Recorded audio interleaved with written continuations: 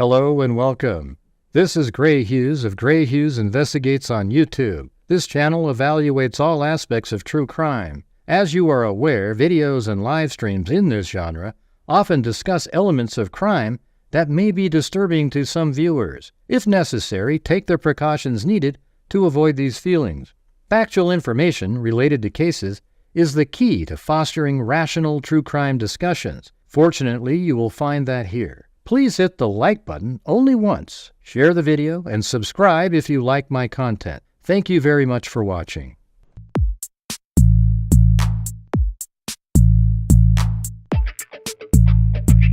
Huh?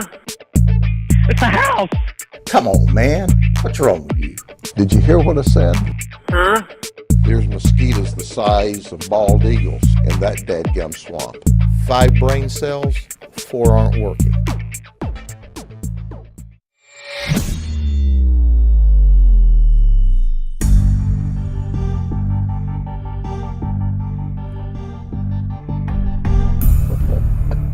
What's going on, freaks? Still trying to get this crap out of my system.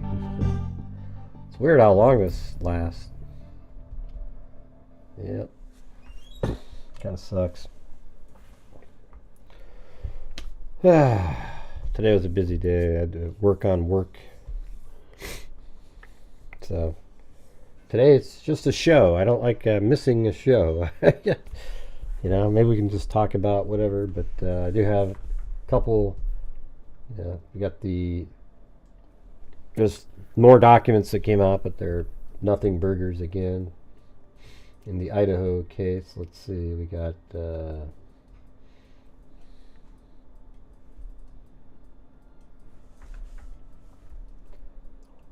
open one of those up. I'll just show them all. They're just 4 different documents that came out, but they're all really short, just sort of like the same type as we did yesterday. Hey, look at this alley cake. We didn't have to wait 30 minutes into the show. Thank you. Thanks, great. Ocean wave Oh, emoji. 2 weeks. Ocean Yippee. wave emoji. Ocean wave emoji. I don't feel like I'm getting sicker. I feel like I'm shedding whatever the hell it was. Tomorrow I think I'll feel pretty good. Comes now the state of Idaho by and through the Latah County. We'll switch over to this one. Latah County Prosecuting Attorney and hereby provides notice that the state has filed a log spreadsheet identifying which defense exhibits the state, so the courts are letting the defense, I guess, know that the prosecution has provided a spreadsheet identifying which defense exhibits the state is objecting to and the basis of objection, and those to which there are no objections, all pursuant to the court's October 8, 2024 unredacted sealed order governing further criminal proceedings and notice of trial setting. The parties met on May 8, 2025 to determine objections to exhibits. The state inquired regarding the relevance of several defense exhibits and was able to obtain a response from defense. Thanks, Alley Kick and Timothy Moore. Consequently, the state has noted relevance objections to those exhibits. In addition, the state is unclear which exhibits will be relied upon at the guilt phase versus the penalty phase. The state has noted objections to the exhibits being offered in the guilt phase. The state reserves the right, so like whatever the defense submitted was kind of ambiguous. And so the defense says, yeah, we object to this if it's during the guilt phase, but not if it's during the sentencing, I guess. They reserve the right to object to any of the listed exhibits if the exhibits are offered for another purpose than what was previously discussed with defense counsel. The state reserves the right to object to any of the listed exhibits if the exhibits are offered for another purpose than what was previously discussed. So there must have been rules outlined, etc. And then,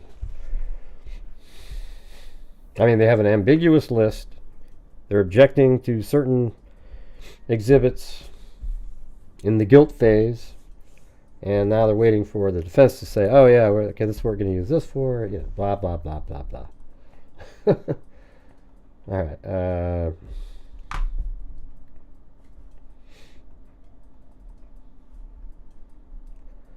Oh, by the way, did you guys hear that, you know, Epstein, the guy, or not, yeah, Epstein, the guy that supposedly offed himself inside of a prison cell? Well, that's exactly what he did. You know? See, that's the thing. It's always these, it's, you know, it seemed conspiratorial because, wow, what are the odds? But the last person on the earth that you would, I mean, what's his face? Dan Bongino, for God's sakes. Now he's in a position and he saw the surveillance footage and it shows him do it to himself in there, okay? And now Dan Bongino is the last person on the planet that would not want to tell everybody that it was something else. I mean, he would want to be like, oh my God, yeah, we saw this guy. Right. Yeah, I think, you know, people, like, sometimes you wonder, like, wow. But I mean, I think just the obvious thing is that he did it to himself. You know, that's why there was nothing. But you just never know. I mean, look at the cover-up they did with Joe Biden, for God's sakes. Are you kidding? I mean, so if they could do that, and well, it wasn't really a cover-up. See, the weird part about the whole Joe Biden thing is if you were watching Fox News or any other conservative outlet, you saw all of the crazy, just absolutely stumbling, mumbling, and crazy things that Joe Biden was doing. But if you watch CNN, MSNBC, all they would do is trash anybody else that claimed that Joe Biden was having mental problems. That's all they would do, and they hit it. All the other networks. Now they're all out there pretending, oh, we should have been, you know, it's just garbage. If anybody gives them a break, you're idiots. Those networks out there deserve to be absolutely scorned and ridiculed and mocked and destroyed. They are absolutely disgusting. I mean, it was like you'd say, yeah, look at Biden. He can't even, oh, he's sharp as a tack. Yeah, okay. Right. Yeah, so if they can hide that kind of stuff in the media, you wonder sometimes what else they can hide.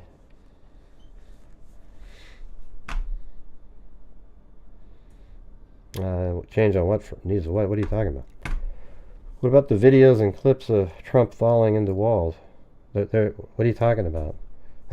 See, you guys, this is what's so stupid. These idiots have to show up, and they pretend that there's a direct comparison that Trump is somehow equal to Biden. Like, he's just as, and it's just absolute garbage. We all see it. We all know it. It's the truth that he's not anywhere near what Biden is. But you got these clowns that always have to show up and try to make these comparisons. No, I've seen all the clips, Moto. I saw him slip somewhere, but that's what he did. He slipped. Okay, that's what he did. He slipped. Joe Biden didn't slip. He is mentally impaired. He was for 4 years. We saw it every single day. You didn't. Okay, so now you're trying to, well, what about Trump with that one time when he... shut the hell up. Get out of here, man. You're an embarrassment. Let's see. But Gray, I did. Shut up. What a loser. Let's see. Hey, thanks, Aga Gaga. Let's see.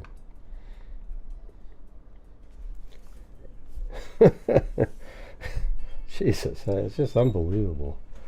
You know, just accept it for once. Your party was doing some incredibly shady things, okay? It's just really embarrassing stuff where We don't know who was signing all of the different pardons that were given, all of the orders that were being done. It turns out, it sounds like, by some other reporting now, that it was actually his son, Hunter, that was running the freaking country at times. Are you kidding me? This guy that was, I mean, it's just, I think it's going to be one of the biggest scandals in U.S. history, without a doubt. Right? Thanks, Aga Gaga. Gosh, Gray, I came here to, how dare you? Yeah, Jesus. Get a life. It's like night and day, totally different. Oh yeah, Trump walks up on stage, he runs into a wall. Oh wow, that must mean he's mentally impaired. Every single person does something like that at times. That's not what was going on with Biden. He's standing staring at a wall, shaking hands with air. How many people shake hands with air? Huh? Not too many. You sort of walk forward. Hey, wait, there's no, I'm not actually shaking hands. Yeah.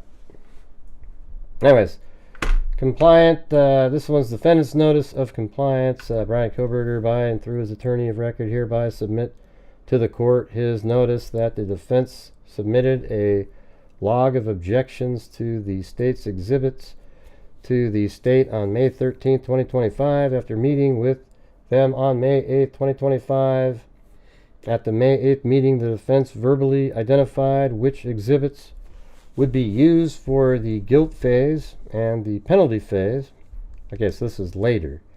The joint log spreadsheet, so now they were updated on that. The state was.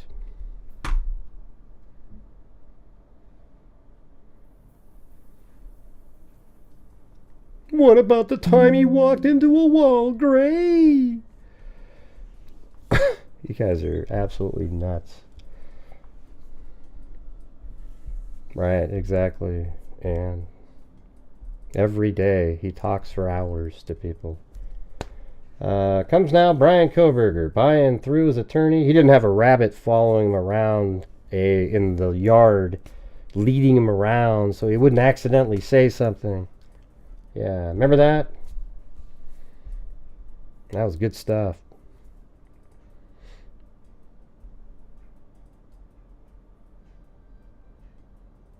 I don't know what you're talking about, Cindy. You gotta write a better sentence than that.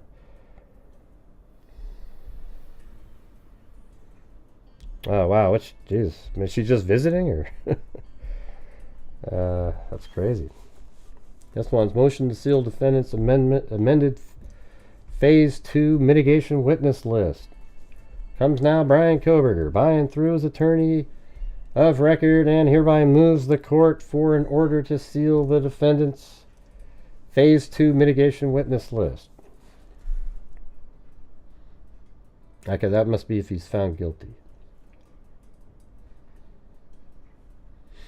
And this last one is the court having before the motion to seal defendant's amended Phase 2 mitigation list. It hereby orders defendant's amended Phase 2 mitigation witness list shall be filed under seal. So we don't get to see that. What we're waiting for right now, though, is the judge to. I mean, I guess we're not going to hear. I mean, what do you guys think he's going to come up with the? Okay, we're going to delay the trial or whatever after the hearing of third-party suspect, or is he going to do it somewhat soon, like tomorrow or coming up? Because that was one of the documents that the defense put out, that little massive, long document the other day.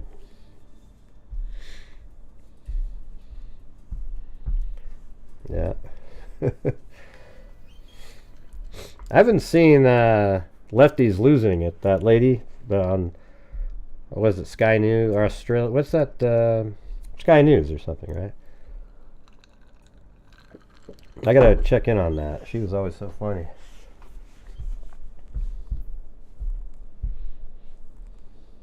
I think it's hilarious when, I mean, even every single news outlet is admitting that they screwed up. in not reporting what was going on with Joe Biden. And you still got these people in the chat because they were so brainwashed that they can't admit it now. Isn't that weird? That's scary. That's scary stuff. It's the same thing as the pro burgers, you know, same type of brain.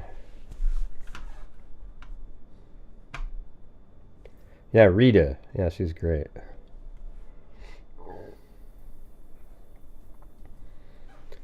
Let's see.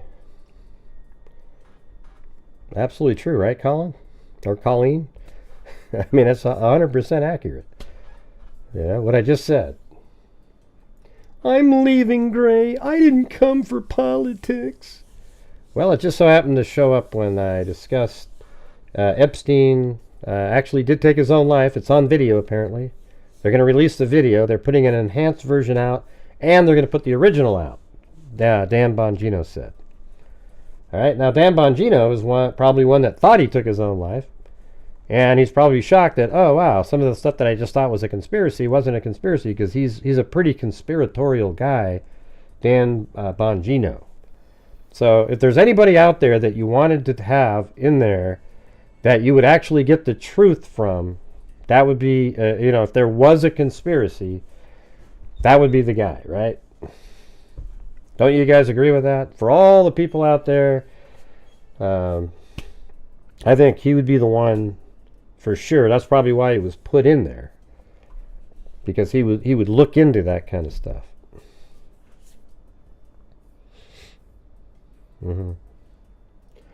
But hey, guys, if you're out there, we only got 2 more days left. Today and tomorrow. So if you guys can help support the channel, we've only got $11.97, so we're only about 1/25th of the goal. So if we can, some of you freaks out there can help support the channel, regardless of what I was just talking about. Because if that affects you, what I was just talking to you about, then that means you're one of the cancel culture nut jobs that exist out there. Gosh, Gray, how dare you? You guys are crazy. Unreal stuff. Thanks, Michelle H.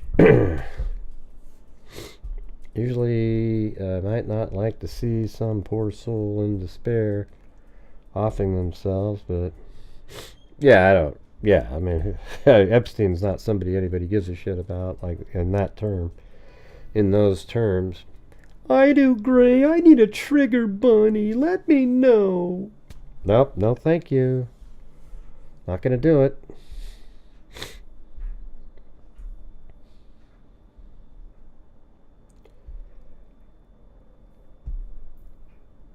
Well, of course he's going to run for president. And people will be so stupid, they'll vote for him.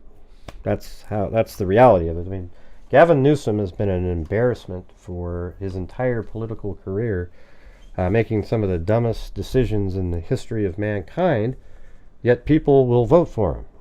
That's the scary part. Yeah. Because he's cute, man. He's so cute, and so because he's cute, I'm going to vote for him. He looks like a Ken doll, for God's sakes. I'm gonna give him a chance. I want Ken to do good. Yeah. You. That's what it says. A show, man. It's a show.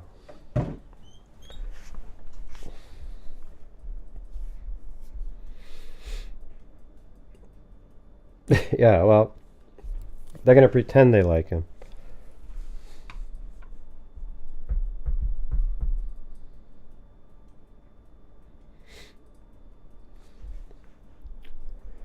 All right, I don't know if you guys heard what I just said a second ago, but I need you guys' support. We're getting close to the end of the month. We got to try to reach the goal tonight, too. Let's see. Alan Dershowitz said the case against Koberger is far from. Yeah, well, he doesn't know what he's talking about in that case. I don't find it interesting at all. He doesn't know the case. See, that's what's funny is like people go, "Oh, Alan Dershowitz, ooh!" I guarantee you he doesn't know the case.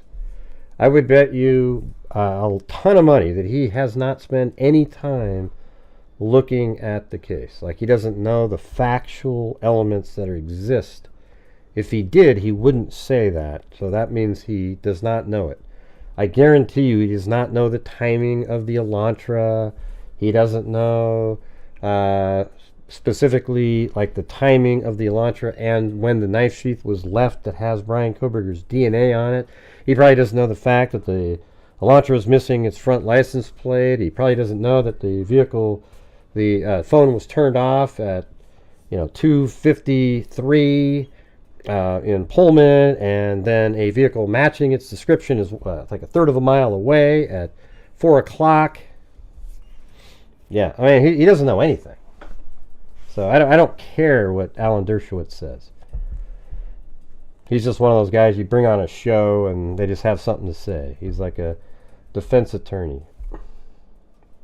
Thanks, Alley Cake. So far, Alley Cake is basically all but $4.50. So you guys, please help support the channel. Let's not have it be another one of these nights where it just slogs on and on and on, trying to reach the goals. All right.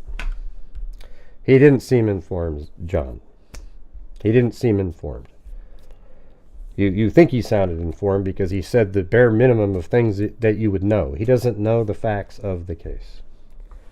So it's not interesting. Let's see. See, that's the thing. You can think he's interesting. Like, oh, wow, it was interesting. Ooh, because he said... But Alan Dershowitz is like, he's so far removed from this case that it's irrelevant what he says. But I'm sure the pro-burgers are all jumping up and down. I do. D. Every single night. Every single night my channel raises funds on the channel.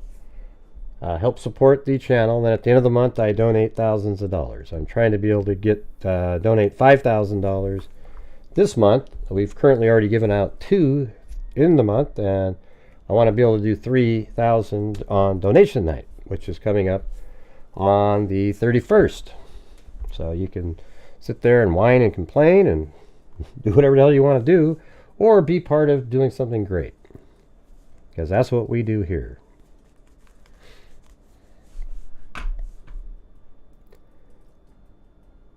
Let's see. I'm gonna try to get us to where we're at. I think we can get to, what are we at here?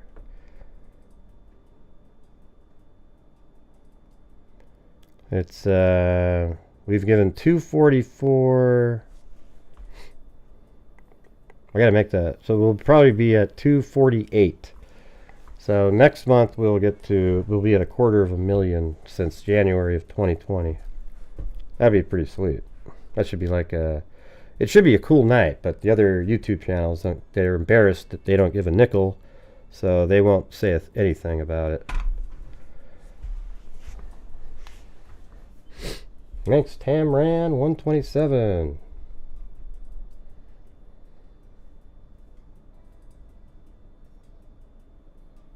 What do you mean, who sets the goal? What does that even mean? It's just such a ridiculous... Those are like troll sort of comments, you know?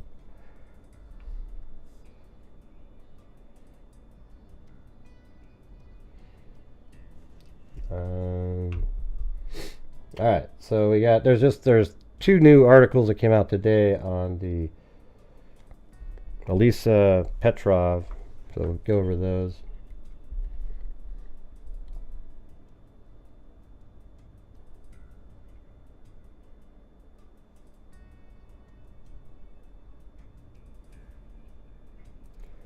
And here's one right near here. It's sort of like, I think it's probably kind of like the update of all the different people. See, a lot of the articles have had 2, and then they add the 1, and then this is about all 3 of them.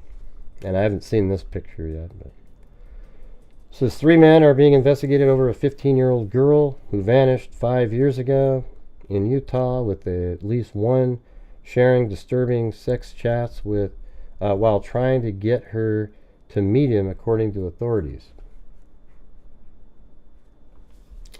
Alisa Petrov, 15, from South Jordan, was reported missing on April 21st, 2 days after her final message to a 41-year-old man with whom she had been having a series of sexual conversations, according to an affidavit. I wonder if that's easy to find, that affidavit. I'm running away. Please don't contact me, Petrov wrote on April 19th at 12:34 a.m. in a message to the unnamed man from Harriman. I wonder what that was about. Like, did she... I wonder if she wrote that. Sounds probably did. It was the 19th. She went missing on the 21st. Thanks, someone. That's all it said, was someone on the coffee.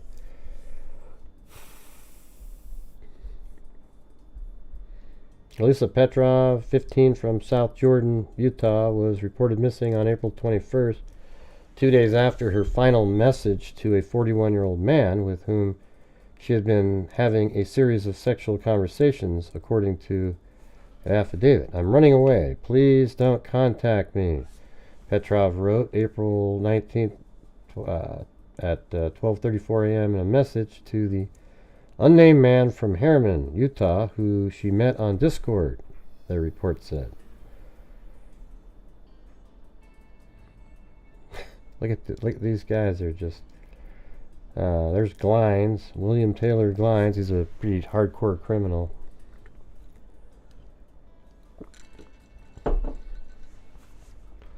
Their chats had become increasingly sexual, including discussions about condoms and sex games, as well as planning to meet in person, according to the affidavit.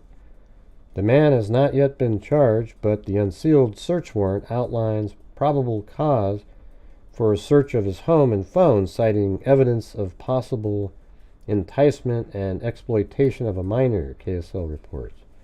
Messages were discovered on Petrov's iPad, which she left behind in her bedroom. She had shared her Snapchat username with him, and some messages may have been deleted according to the warrant. 2 other men have been charged already over Petrov's disappearance.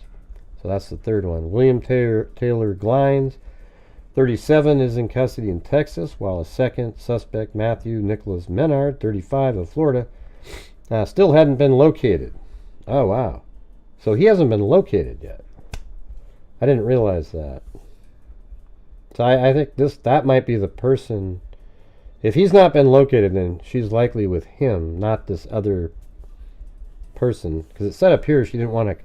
That was confusing me yesterday. It's like, oh, wow, okay. So she said she didn't want that guy to contact her. So she's running off, and where she was trying to go, Las Vegas, is where Nicholas Menard was headed. Right? Isn't he that executive guy?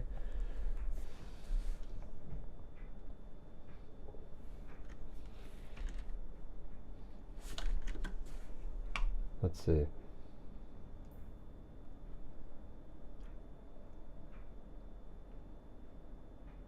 Wait, no, no, that's Glines.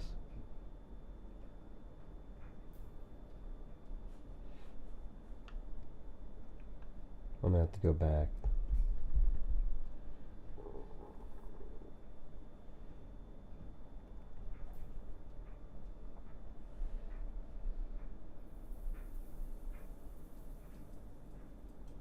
William Taylor Glines. Yeah, that guy. See, that's sort of the more normal looking one of them all. This guy right here, Matthew Nicholas Menard, 35, from Miami, he was going to meet her in Las Vegas. And if you remember, she kept saying that she wanted to meet, hey, how do I get to Las Vegas? And that's while she was running away. Okay, so that means that that person, if he hasn't been located, then that person absolutely is the biggest suspect here, because she was trying to get to where he was supposed to meet her. Don't you find that interesting?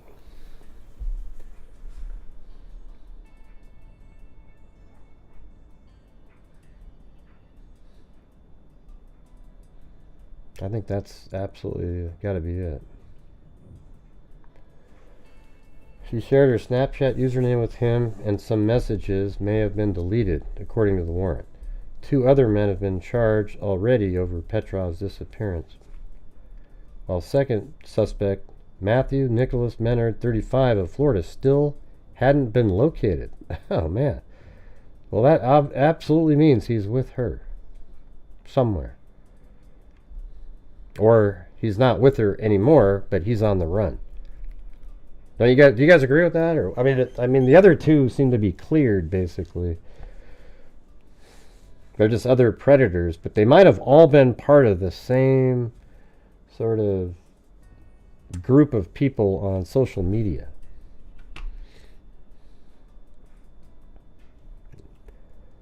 Alright, so there's that.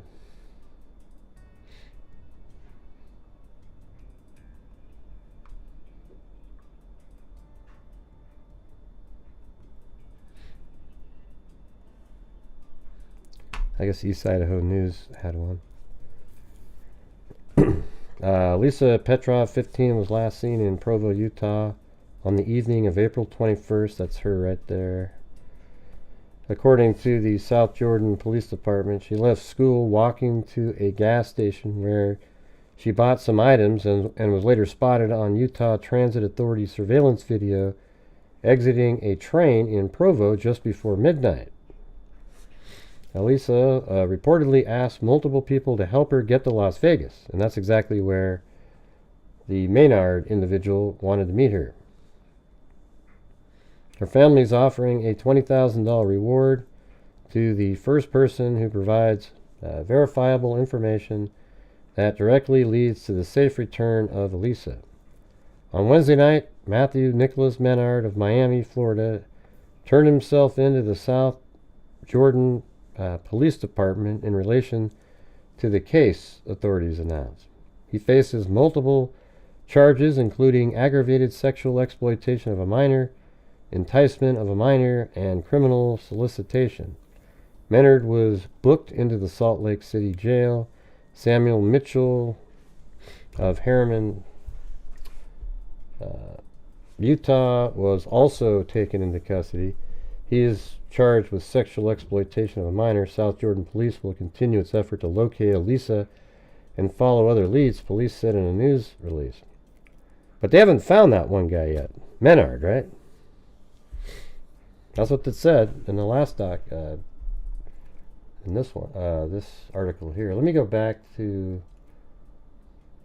one of those original.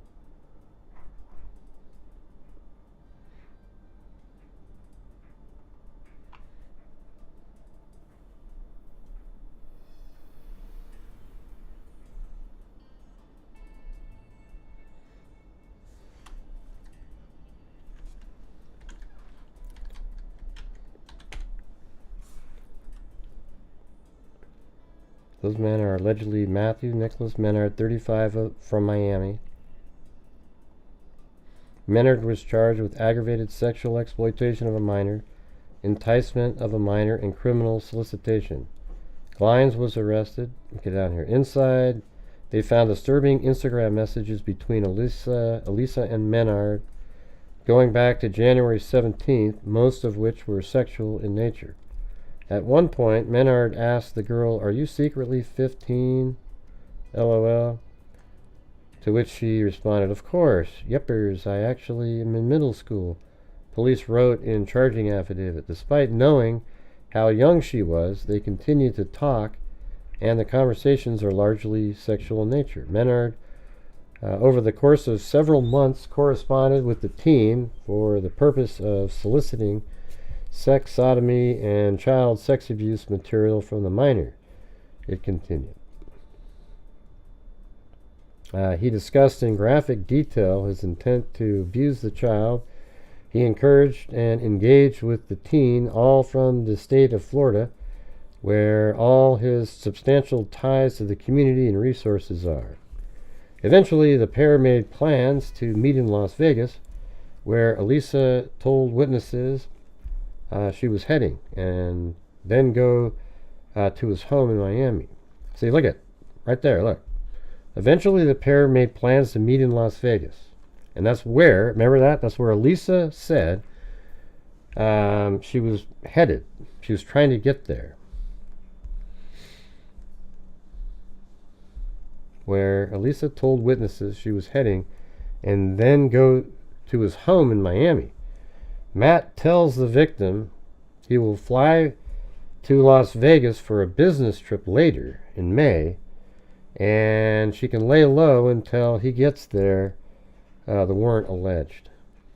So Matt tells the victim he will fly to Las Vegas for a business trip later in May, so she can just lay low waiting for him until he gets there. So she went to Las Vegas just to kind of hang out, and then has he shown up there and he's just not aware of all the people? I don't know. It doesn't feel like he would have gone there knowing that police know that he was supposed to go there. And this stuff's been out in the paper for a long time.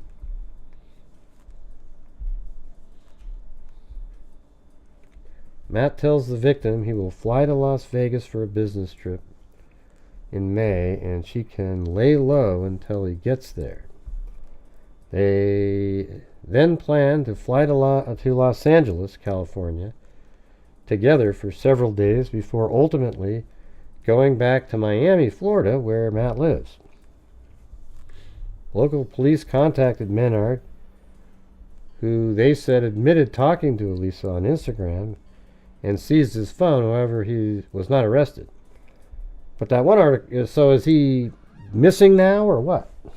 Because if they did talk to him, I don't know, it's confusing.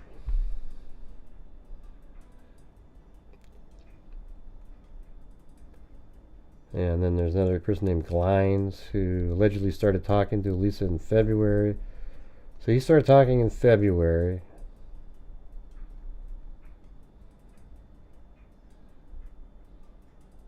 And they started talking January 17th.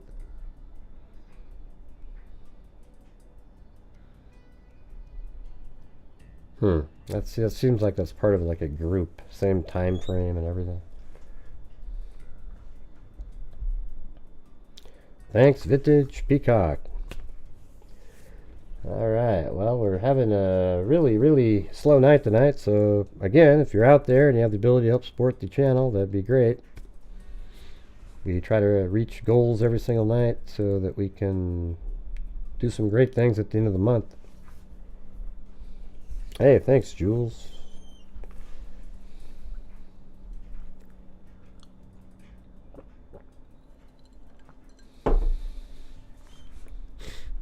Yeah. I don't know. It's pretty wild. Kind of makes you, I mean, it's just like, what was she going to do? She was going to go to Las Vegas and this guy was just going to somehow find her in Las Vegas? I mean, would she have her little iPad? I mean, she didn't even have that little thing with her. They found it at her house, the little iPad thing. You think the young girl had her, how come? How do you know she had a lot of cash on her, Walker? I don't get it. So when she was going to go to Las Vegas, how was that going to, like, how was he going to meet up with her later? Because she didn't have that, I mean, maybe, I don't know if she had a cell phone or, as well or what.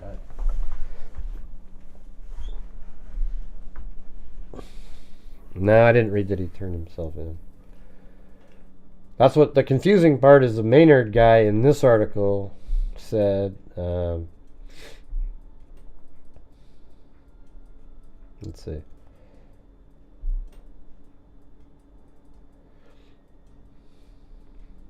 I don't know.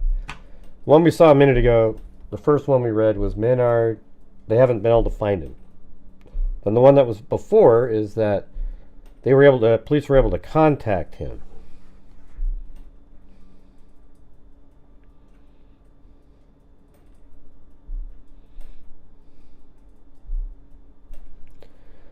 Yeah, maybe. But I think, didn't one lady even buy her ticket or something?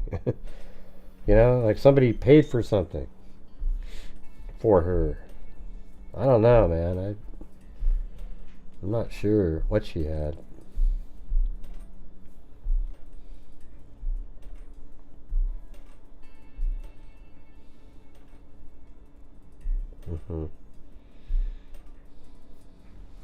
I don't know. I don't see it that way.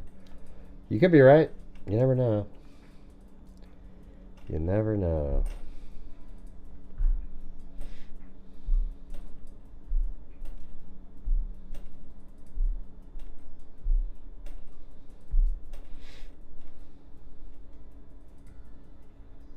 I'm just trying to figure out, like, what was she gonna do? Yeah.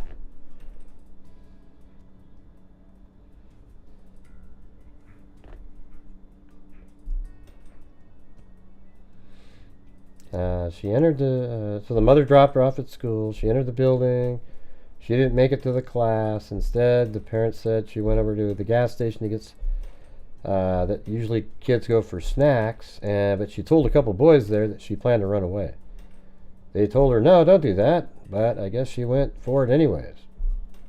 From there, the parents said they learned that Alisa got someone to give her a ride to the UTA front runner station at 6786 West 7750 North, where she then boarded the train and traveled to Provo. I mean, maybe she had some money on her. I don't know if she had a ton of money, you know. The parents and police said Alisa approached multiple people about helping her in her journey. Yeah, so look at the parents said Alisa approached multiple people about helping her in her journey. She asked a girl to get her a ticket in exchange of cash for the bus to Las Vegas. She asked a girl to get her a ticket in exchange. Okay, so she did pay somebody extra, I guess, there to get her a bus ticket. So maybe she had some. The 15-year-old was last seen. I think that's what I thought was the other way around. The 15-year-old was last seen at the Provo front runner station at 690 South University Avenue. The Petrov said, though their daughter was always on the phone, including during their excursions to the ski slopes, the Sunday before disappearance, she has not been active on social media for the past 13 days, and she has not responded to messages. If she's in Las Vegas, it might be really dangerous.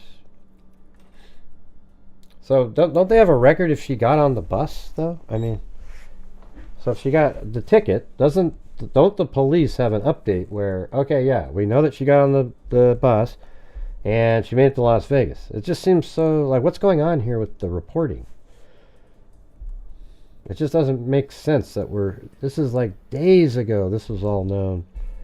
Why don't you have more information on where she might be instead of about the perpetrators? I don't really, I mean, it's interesting, those people, but like, where the hell is she? Because they should know if she got on the bus and made it to Las Vegas, right? Because there's cameras there, and there's cameras on the buses. It's, really, really simple.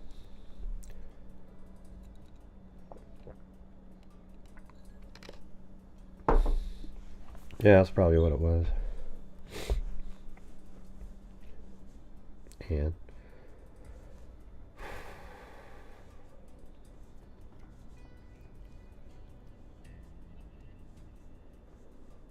yeah, I mean, she had a backpack, and I don't know, maybe some of these people wired her money, Walker. Maybe Maynard, or whatever the hell his name is.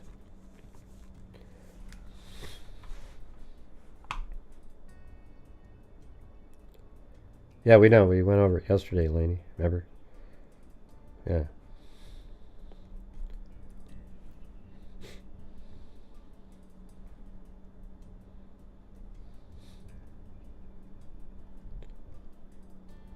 Yeah, all this stuff was around here. So the school that she was at, I guess, is right here in a building that's not really a school. Then she went out to this gas station. Then later, let's see, where are the other pins? I don't even know what happened to them. They seem to be gone. Oh yeah, then she was at this train station here. And then I think right down here she made it to the Provo station. And maybe that's where she wanted the ticket to get to Las Vegas. And then from there, you know, I'm sure you can get to Las Vegas. I mean, it's pretty far away from there.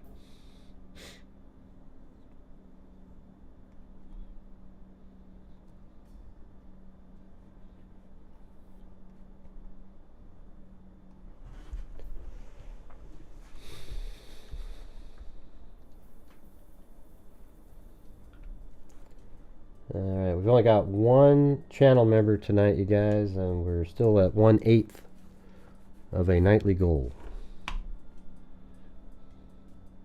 And maybe tonight could be the night where you guys are helping out and not just the same, you know, the two that are been helping out so much all the time.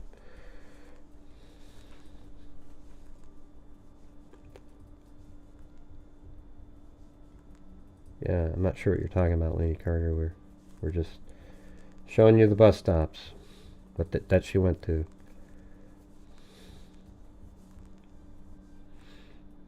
Yeah, I mean, the trafficking thing is what feels like, because it was part of that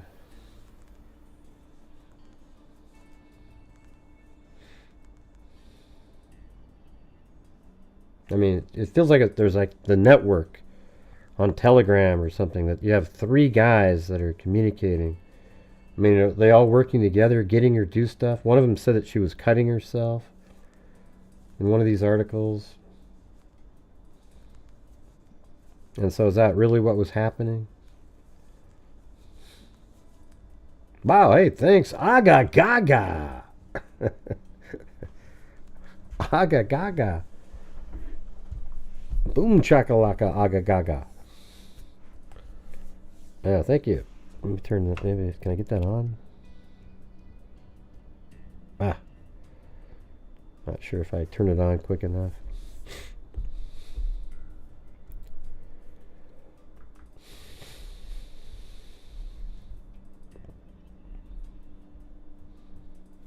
Well, maybe we could say from right here,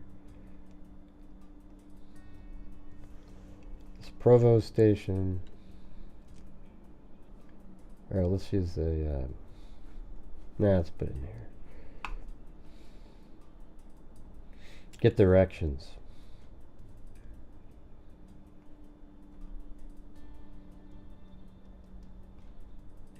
Come on, let's, there it is.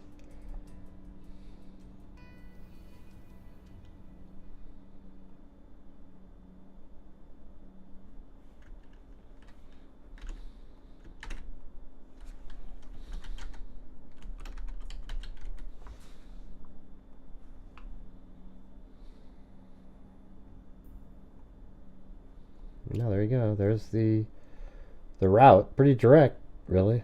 See that?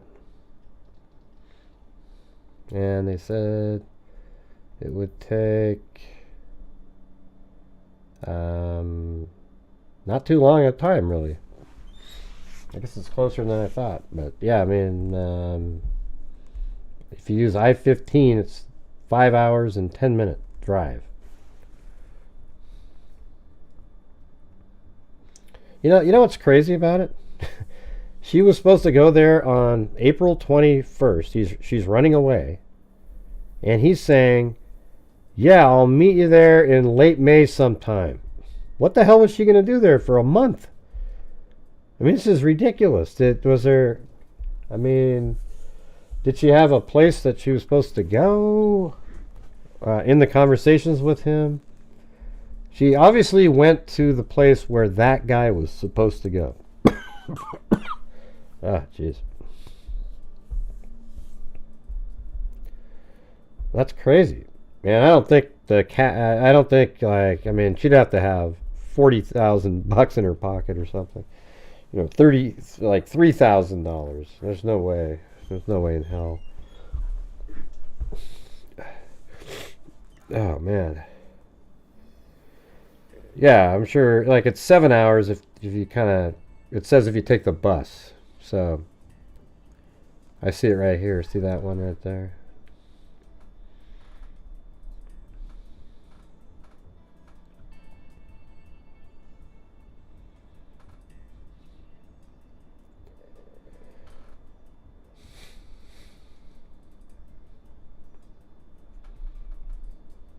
I'm just gonna pick that one, get rid of this one and this one.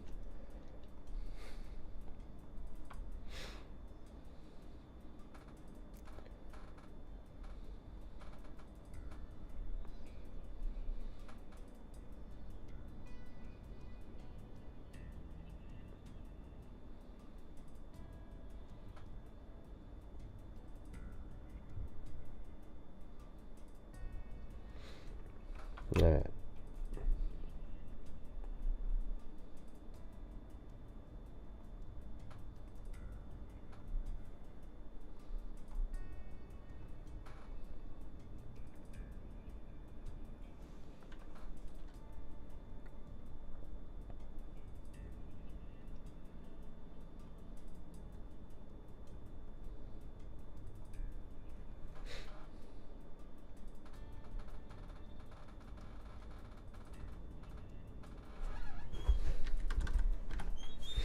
Alright, there you go. There's the route right there.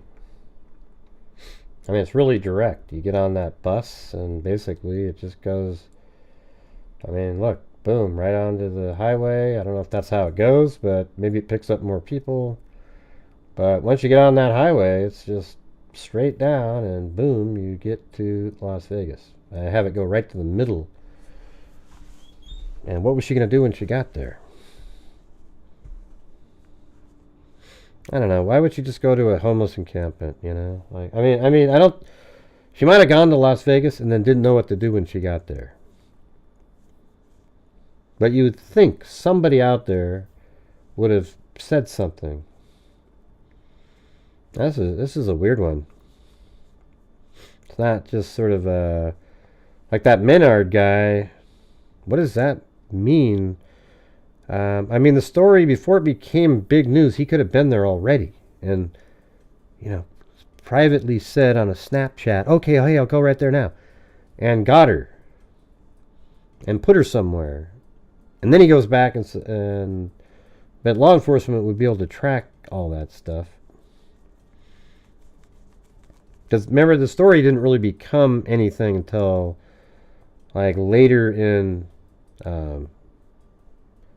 September, but not September, April. It was April 21st or so. And then like right around like 28th, 29th, they started doing stories. So he could have been there in that time between that, right?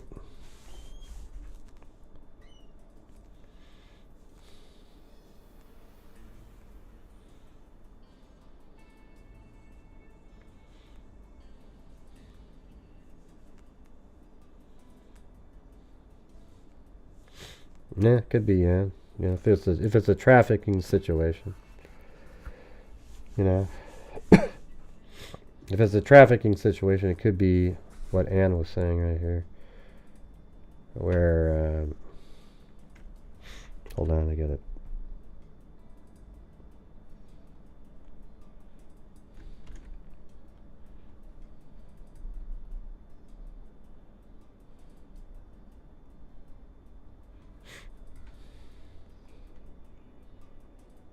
About this one right here.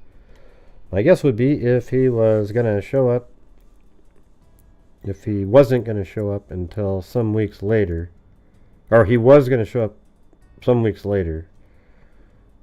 No, I think it's supposed to be wasn't. If he wasn't going to show up until a few weeks later, he had some partner who met her in Vegas. Like, hey, I'll be there later, but I got a place where you can stay, and it's really just a person that's going to put her into the trafficking world, you know. And likely took her away, and he never really shows up. Right.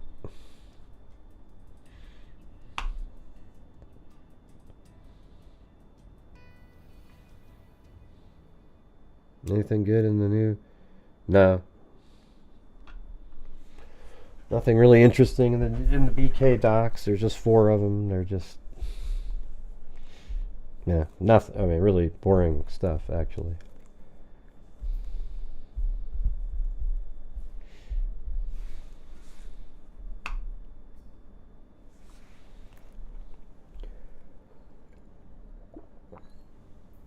Yeah. I mean, it'd be kind of a weird thing. Oh, yeah, we'll go there and then we'll go to LA too. I mean, why was that in there? LA is pretty close, though. I think it's just right down here also. Yeah, see? From, it's like...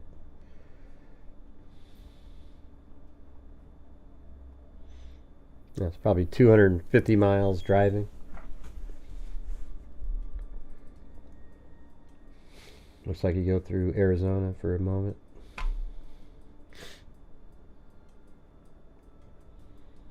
God, you know what would be a better sex trafficking move? Is on her drive, they know where the bus is going to stop. And then they have somebody stop at one of the stops and go, hey, are you? Yeah, what's his name? He told us to take you, he told us to pick you up. She's like, oh, okay, cool, yeah, I hate this, but, really naive, 15-year-old. And then you're never in a big city where there's a lot of people around. Seems like it'd be pretty, weird to get off a bus and somehow, I don't know, who knows, shit, it's just...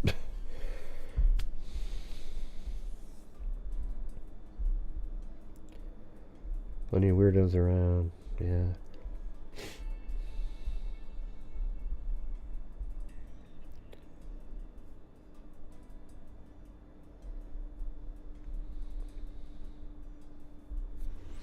Oh yeah? Well, at least somebody else thought the same thing. Yeah, I mean, there's lots of... Let's see. Let's see where if it says Greyhound bus stops on Highway 15 between Las Vegas and Los Angeles.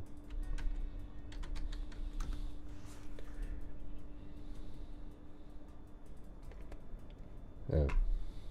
No, I guess they're all just in Las Vegas. There's got to be places where they stop. There's no way in hell you just...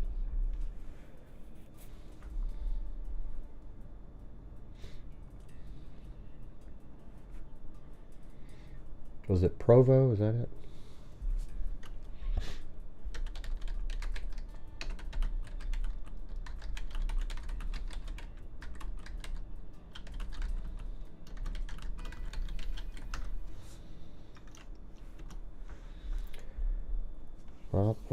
Bus stops from Provo, Utah, the bus journey takes about 5 hours, 55 minutes, and covers a distance of 400 miles. The bus ticket price is $128, and it's recommended to book tickets in advance. So I guess that was $128. I think she was trafficked. She's right around the target age for the shit. Yeah, no, she's like the quintessential targeting victim. Especially even her being kind of a, like her Russian, parents, that kind of thing. I don't know if she has an accent herself, but let's see. Greyhound offers Provo station.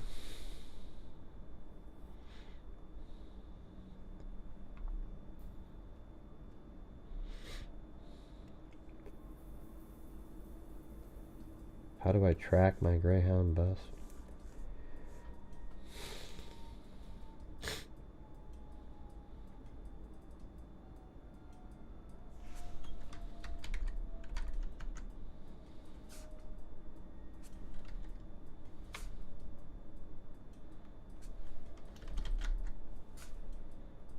That's not what I want.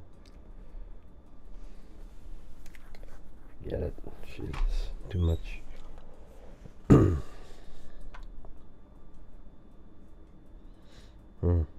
Just people don't think like that anymore. They probably just thought they were being helpful, but you think somebody's running away. Yeah, especially those two kids that she told them that she was running away. Yeah, jeez, man, sorry guys.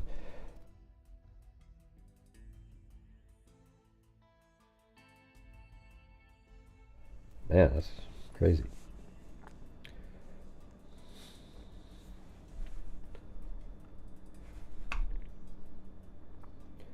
She had to talk to people on that bus. Yep. I mean, it's not just that. There's a camera on the bus. Those buses have cameras on them.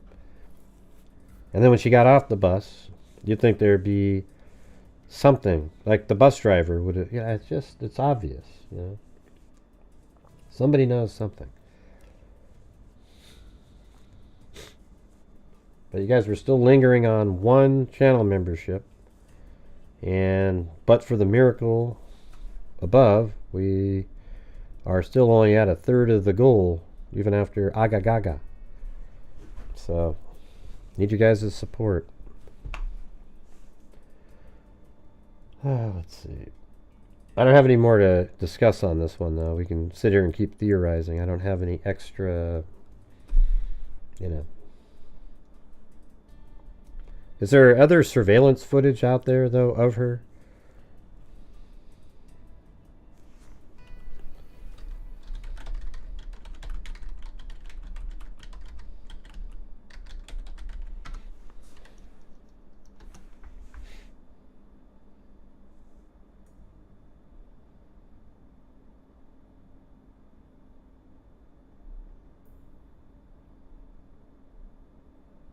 I don't know. I feel like she's still alive for some reason.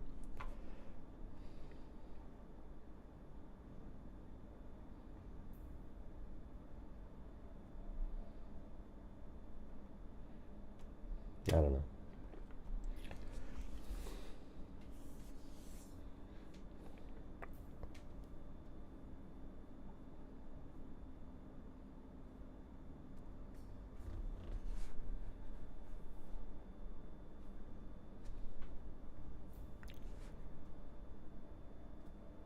Right. Yeah, we've all known that there's sick people all over the place. You do too what, Cindy?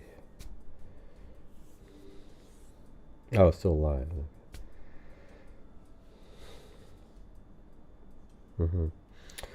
Alright. Well, I think I'm going to switch over to some other random stuff. Maybe we'll go back to that one later.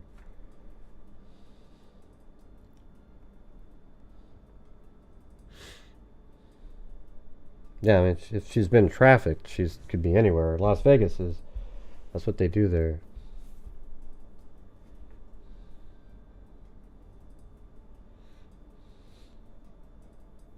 Yeah, but somebody might, like, you get off the bus and you go, oh yeah, I saw her on that Greyhound bus. I don't think people would be averse to saying something like that. I know when you're on the bus, you're kind of in your own world, whatever you want to call it, but when you see somebody like that's missing, you're going to want to, people just do that. They jump in and get involved. They don't get involved at the time. But later they'd say, oh yeah, I saw her get off at... You don't even need somebody to say she got off. The driver could see her get off. I mean, he's right there. And it's just... There's got to be videotape of her somewhere getting off the bus and interacting somewhere, unless she got off on a stop like we were saying earlier and she never made it to Las Vegas. Then it'd be, but then the bus driver would have said, yeah, she was on the bus, but she never came back on after we stopped.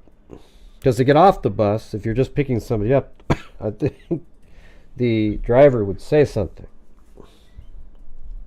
So I don't know. I think it's like people were sort of overthinking some of this stuff. Like coming up with as many different random things as possible.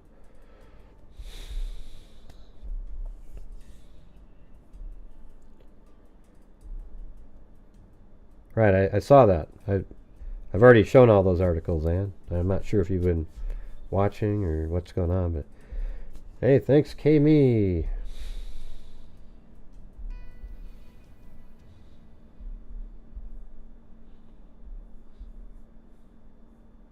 And Joseph Brennan.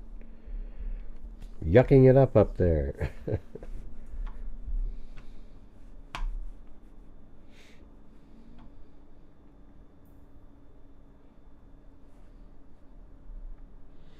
Yeah, that's the newer picture.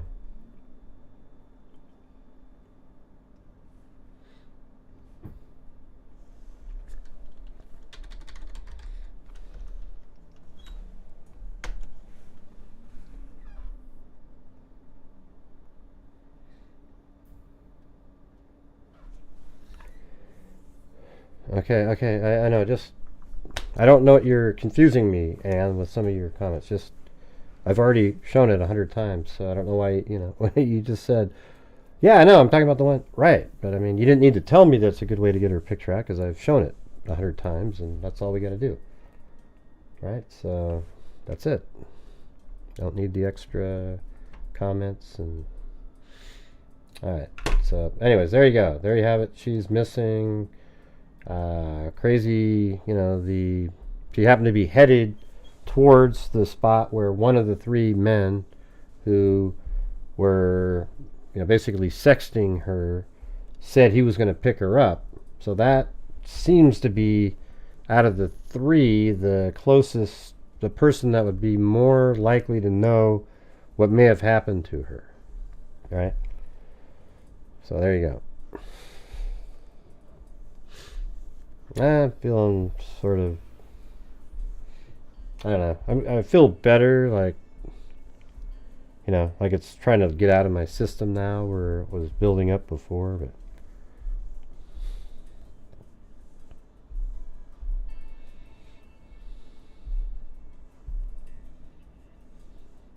they do have cameras on buses. I've said that.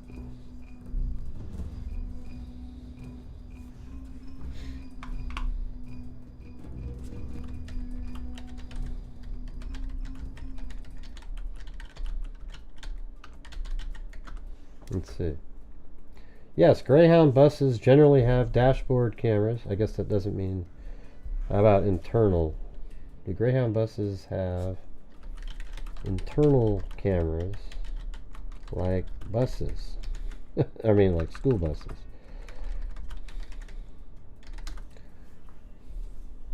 Yes, Greyhound buses generally have internal cameras.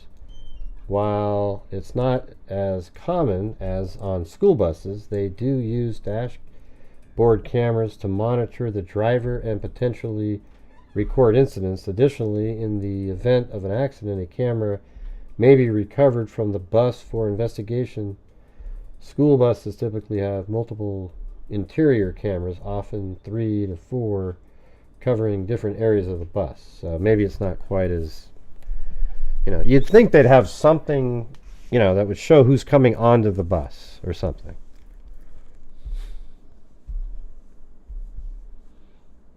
What are you talking about, Cindy? So you're just doing those random sentences again.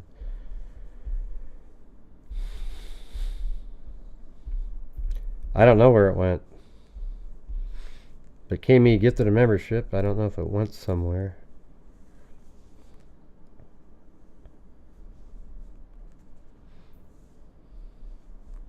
And Vroom, I'm not saying for you not to be talking. I'm just saying you're sort of over communicating where it gets confusing after a while.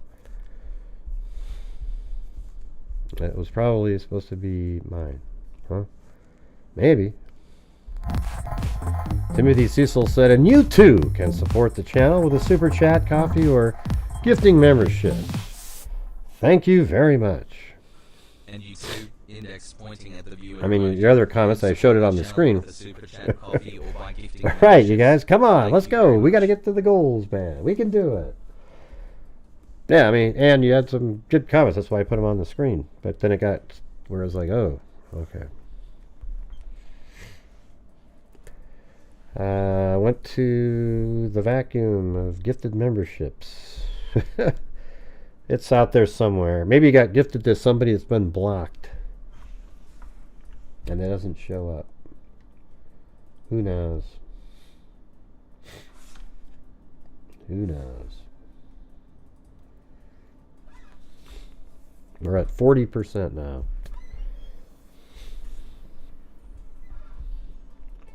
Surely a bus driver seeing a young girl traveling alone is going to ring alarm bells. Yeah, I think the investigators aren't sharing anything anymore, and a lot of this stuff is people are reading. See, none of the investigative information is being put out there. The only thing that we're seeing are the warrants. But we're not even seeing those. We're seeing what the news is telling us it's in the warrant. They never do a good job at it. I don't know if you guys notice that whenever you see when the news is explaining what's in a warrant, and then you get the warrant, it's like it's worlds different. Like when you get the warrant, it's filled with all kinds of interesting nuggets that you can look at. And the news people don't give a shit. They just put out the basic stuff. And yay, it's a new story. Yay. That's all they care about. Not really getting to the important investigative information that's in those arrest warrants. Almost every time they leave out massive amounts of really important stuff. And I'm sure that happened on this one. We keep hearing the same quotes over and over again. I'm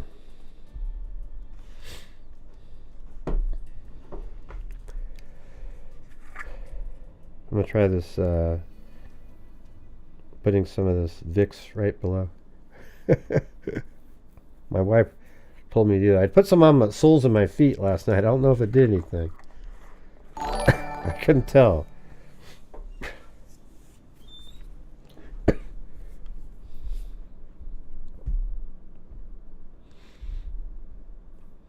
And she's been missing for a long time.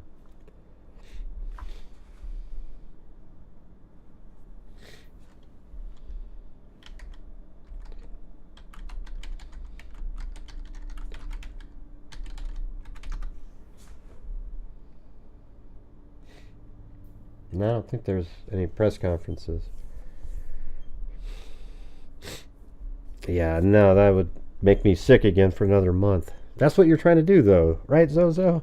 Yeah, I knew it. That's what you're really doing. I put a lot on my feet, too. It didn't work. But the one on my nose, that sort of worked. Because you get the vapors.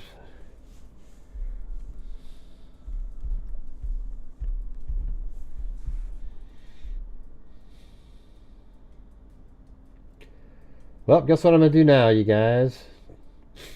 Two completely random, short, cold cases, and then we can just talk about whatever the hell we want to talk about. I don't have any more info on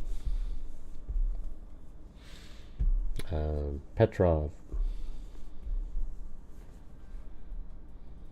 unfortunately.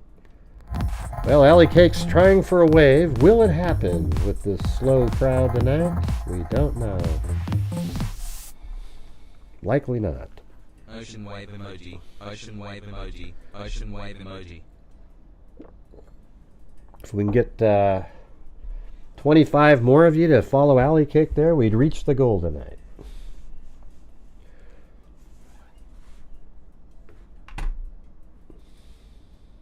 Actually, that wouldn't even do it. That's what's sad about this.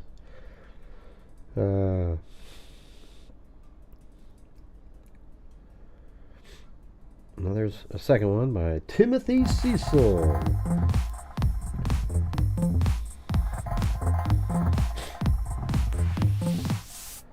Right, this one's kind of weird. I think this one should be... Ocean wave emoji. This one happens to have a few write-ups on it out there. Just because it's there's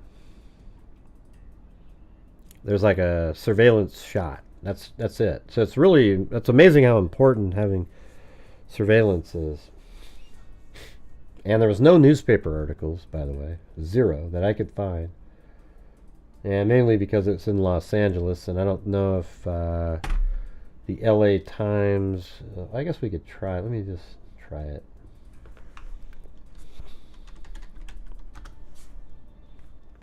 So if I'm in here and I go papers, all papers. Thank you, Laney Carter.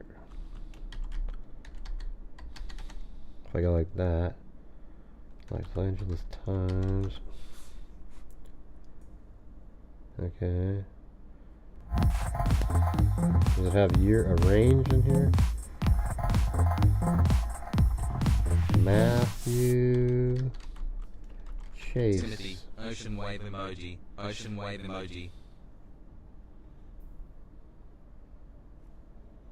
This is supposed to be 19... Oh yeah, 1988.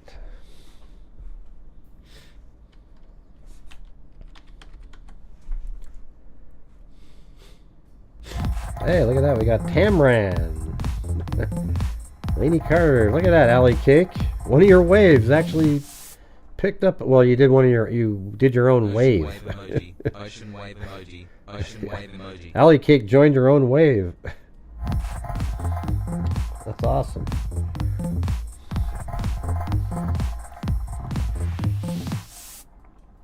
Thanks, you guys. Surfer emoji, ocean wave emoji, ocean wave emoji, ocean wave emoji for Alley Cake. Then Lisa Valenzuela with a coffee.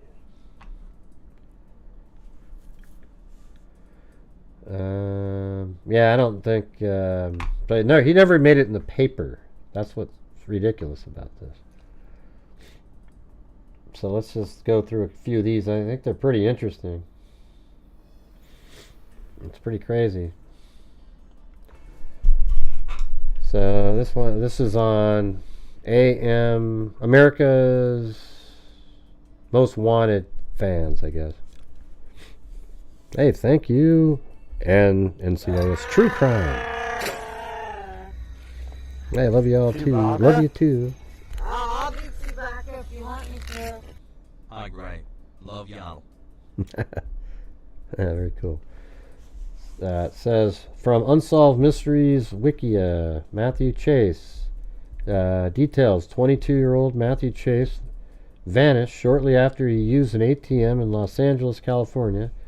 A close-up analysis of it showed a person next to him.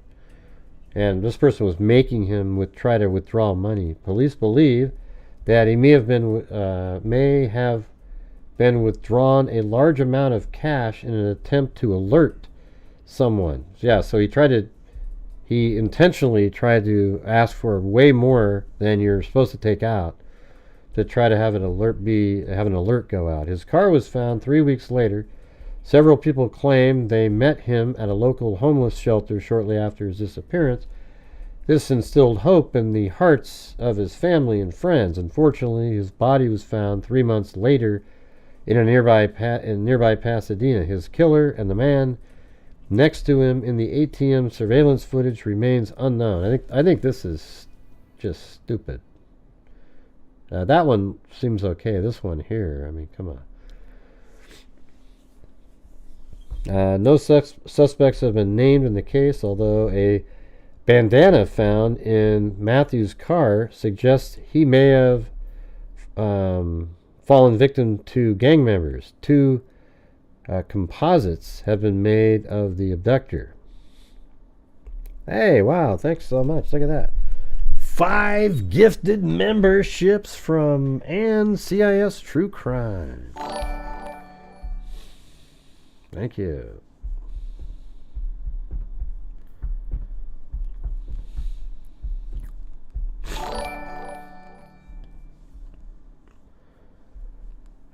Matthew's still unsolved murder. Down here it says, I'm not sure who this is, but I'm doing lots of work on this case today. I've emailed the Pasadena Police Department and requested the bandana be sent. Right, I mean, that's the first thought pops into your head.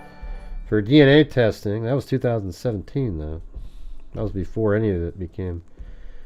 And the case reopened. I have also messaged a Ashley Banfield of HLN Primetime Justice and requested she profile this case.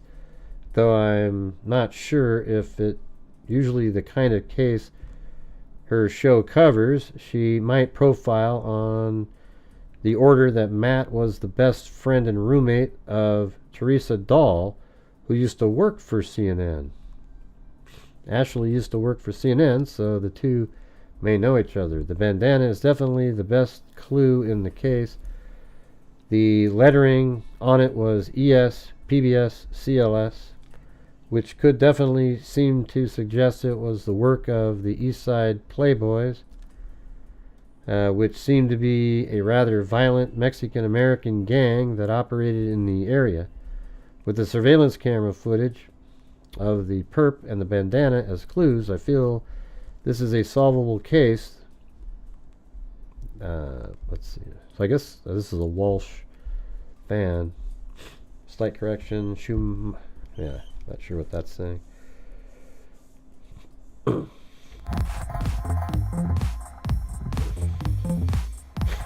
Yeah.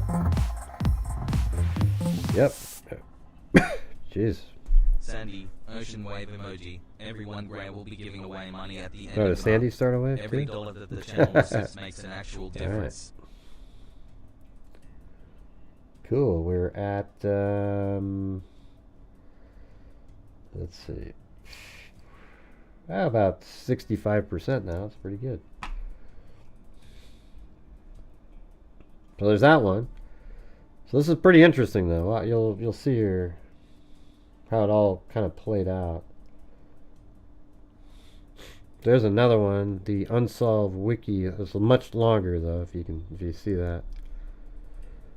So let's see details. Every day, thousands of people do business with their bank using an automated teller machine.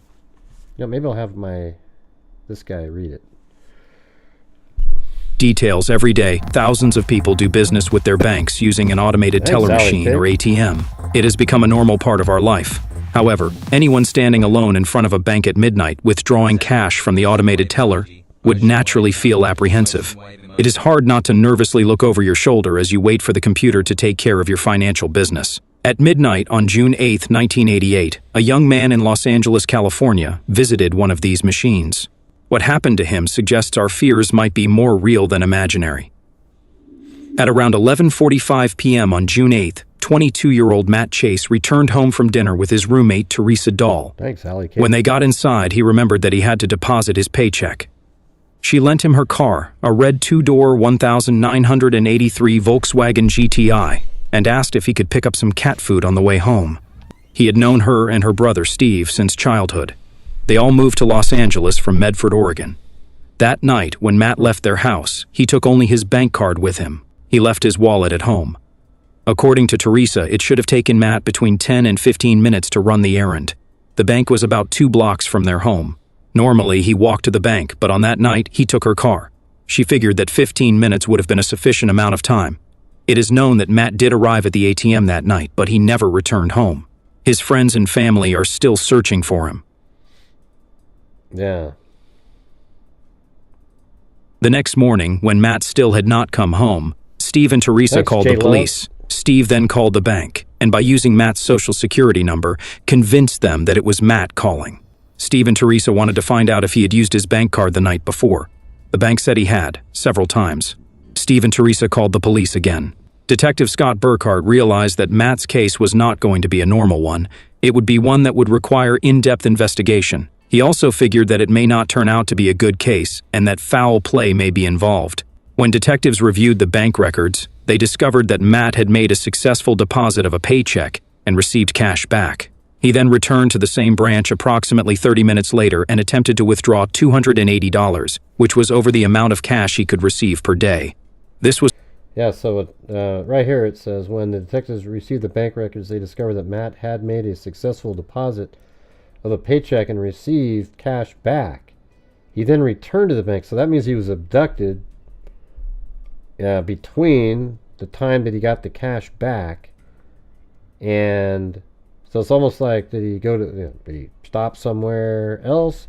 Or did, right when he got back to his car, but it seems like it wouldn't have taken a half hour to get back to that same machine. So he went back and he tried to withdraw 280, which was above what you can take out each day. And they wonder if he did that intentionally. Was something that he would have known. Detectives theorized that either he was being forced to attempt to withdraw the amounts, or he was signaling to the bank and the computer for help. That night, 2 more attempts were made to withdraw cash. The first was for $200. It was refused because of insufficient funds. Then, a minute later, $100 was requested. Again, as Matt's paycheck had not posted, this amount was also refused. 11 minutes later, the card was used at another branch in a different neighborhood. Again, the withdrawals were unsuccessful. This time, a hidden camera took photographs. Well, I can just say, what a nightmare it was for this kid. I mean, this whole time he's being driven around, and his worst fear is just like Abby and Libby, whatever, it's just, they came to reality. Photographs of Matt. A strange man appeared in them, standing at his shoulder. According to the surveillance cameras at the branch, the man standing next to Matt was somewhat shorter, somewhat stockier, and overall, he should not have been in the photograph. Under normal circumstances, a person would not let someone stand that close to them while they are using an ATM because the other person could see their PIN number. Police suspect that Matt may have been abducted by the man in the photograph while he was making his first transactions. Then, in an attempt to call for help, Matt may have deliberately entered erroneous amounts, hoping to attract attention. Over the next day and a half, there were 5 more withdrawal attempts. By this time, his paycheck had cleared, so $400 was paid out from his account. Yeah, so this guy, this other person probably watching, he ended up getting his ATM number, and then the next day and a half he withdrew money, but Matthew Chase is already dead at this point. I mean, isn't that crazy, you guys? Finally, the card was confiscated by the machine. Steve and Teresa had put a freeze on the card. They figured that if they could get the card back, they could find out what bank it was used at, and possibly find out where Matt and his abductors were. They also hoped that the police would be able to get fingerprints off of the card. When it was dusted for prints, none were found. Police believe that either the card was wiped clean or that Matt's abductor used gloves. Matt's parents came down from Oregon to search for him in the car he drove to the bank that night. At first, they were hopeful that they would happen upon the car somewhere close to where Matt lived. However, after several nights of searching, they became very frustrated. They noted that Los Angeles can be dangerous at night, and they had seen some frightening things while there. This made them feel that there was a good chance that something bad happened to him. Police believed that Matt may have been injured in a mugging and was walking the streets with amnesia. Steve and Teresa distributed Matt's picture at the Midnight Mission, a local rescue mission. Some of the volunteers there recognized him from his driver's license picture. They said that he had been in there several times to eat. They described him as tall, thin, and lanky, which matched his description perfectly. At that point, Teresa became very hopeful that Matt was alive. On June 2007, almost 3 weeks after Matt's disappearance, the car he had been driving was finally found by the police, abandoned close to where he had vanished. When the car was found, officers ran it through the SVS system, and it indicated that it was associated with a missing person. Detective Burkhart asked for the car to be held so that it could be checked for latent fingerprints. The criminalist dusted it for prints and looked at it for other evidence of a crime. However, it was completely void of fingerprints. This was very unusual, as people normally leave at least some prints while driving throughout the day. Police did find one clue in the car, a blue bandana. It did not belong to either Matt or Teresa, and investigators believe it may have been left by Matt's abductors. His parents fear that something bad happened to him, but they hope that he is alive and all right somewhere. Teresa also hopes and believes that he is still alive. She said that she will continue to search for him until he is found. The pictures taken by the bank camera are mute testimony that something sinister may have happened to Matt on his midnight trip to the ATM. His friends and family have not given up hope. They want to know what happened on that June night. 1/5. Suspects. 2 composites were made of the abductor, based on computer enhancements of bank photographs. The abductor was described as somewhat shorter and somewhat stockier than Matt. A blue bandana was found in Matt's car. It had the following letters written on it, ESPBSCLS. It suggested he may have fallen victim to gang members. Extra notes. This case first aired on the December 21, 1988 episode. It was updated on the April 26, 1989 episode. According to TV Guide, it was originally scheduled to air on the November 23, 1988 episode, but it was postponed. A similar case involving an abduction from an ATM was Gretchen Burford. Results: Solved. On September 17, 1988, 3 months after Matt disappeared, his remains were discovered in a ravine in nearby Pasadena.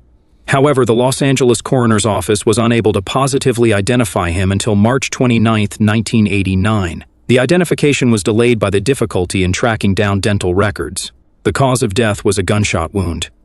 Detectives estimated that he had been in this canyon area since the last week in June to September 1988 when he was located. It is believed that he was killed shortly after he disappeared. The case was then classified as a robbery homicide. Matt's father, Frank, remained in regular contact with detectives over the years and kept his own investigative notes on the case. Sadly, on August 31, 2007, he passed away at the age of 67. After his death, Matt's sister, Christina, took over. In 2018, detectives told her that his case had been cleared.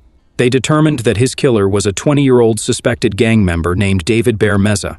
Ironically, Meza himself was shot and killed in a drive by shooting on a street corner in the Rampart area on the night of June 10, 1988. Less than 2 days. In 2018, detectives told her that his case had been cleared. So they're saying that they think that that guy is the person. They determined that his killer was a 20-year-old suspected gang member named David Bear Meza. Ironically, Meza himself was shot and killed in a drive by shooting on a street corner in the Rampart area on the night of June 10, 1988, less than 2 days after Matt vanished. It is believed that Meza was killed by other gang members. When interviewed by police, Meza's girlfriend identified him as the man seen in the bank surveillance photographs. Other circumstantial evidence also linked him to the crime. Although the possibility of accomplices cannot be dismissed, the case is considered closed since the main perpetrator is deceased.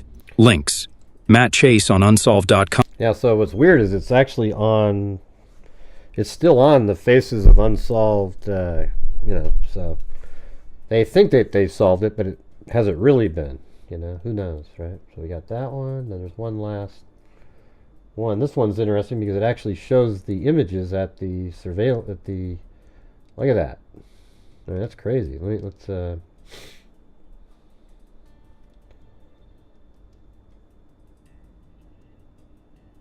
yeah, and so that would be, if you knew that person, you'd be able to identify them, right?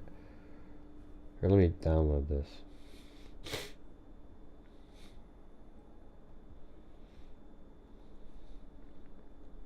I don't know if that's... Come on. Is that a different one there? Let's see.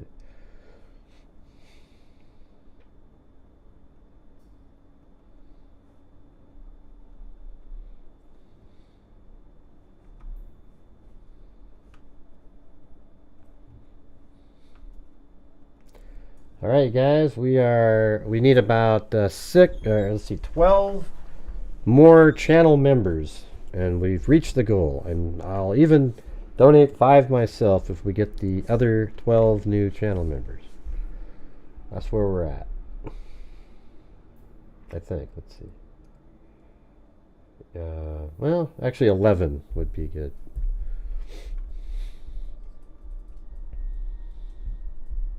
Or its equivalent.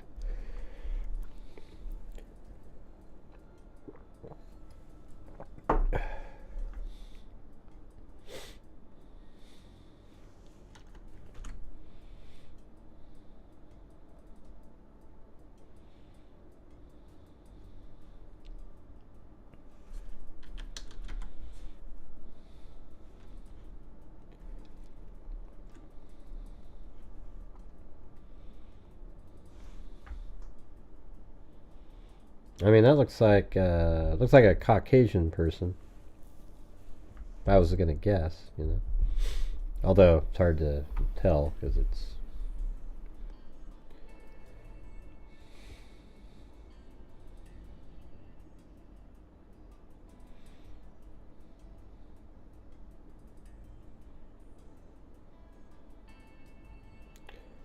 See, in that's I think. Oh wait, are they saying that this is him or is it this guy? I don't know now. I couldn't tell who they were. What did they say was on his right or not? I don't know. Maybe it's this guy right here, and this is actually the victim, which looks kind of, it does look like him. Let's see. I mean, if his hair was back, I guess. But wasn't he standing on the left of him?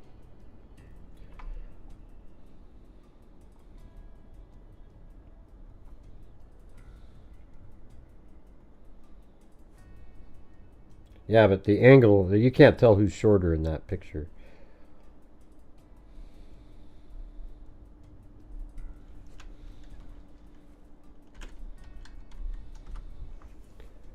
Let's see. Does no Matt arrived at the ATM? The next morning when Matt's still... Okay, and then a person who would not let someone stand that close to them while they are using a hidden camera took photographs of Matt. A strange man appeared in them standing at his shoulder. According to... So that's... Well, I mean, which one, though? Still, right? I mean, because this person's standing at that person's shoulder. But that's the person that doesn't look... This looks more like Matt would look. This guy right here. So this person is probably watching him enter the numbers in.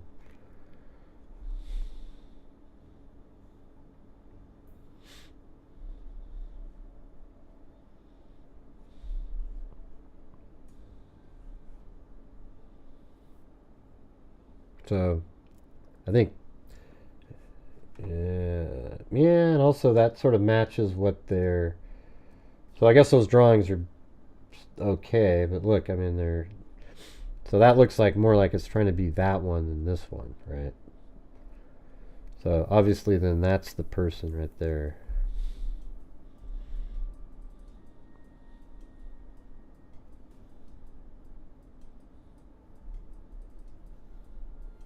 I don't know how they get this look down here though.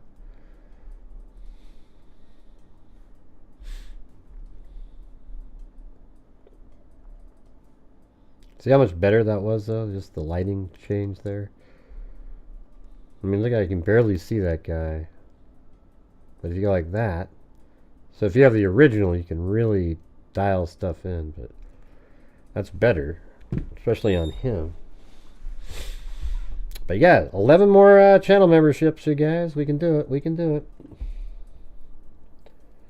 Okay, there's one. 10 more now. 10 more.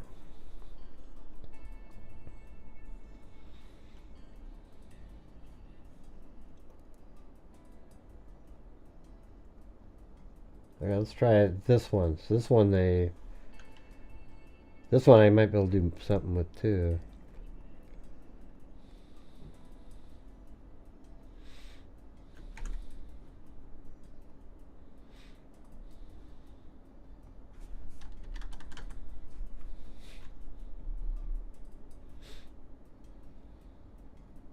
These must be different frames in the video. So the girlfriend could tell that that was him.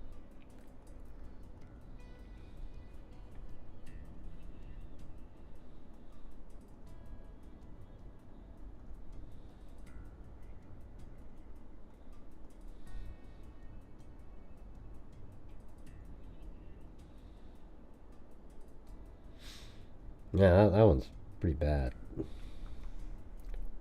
Oh, I guess that one does still have the nose there. Like he's coming in. Turns his head a little bit. That's creepy, isn't it? That's creepy.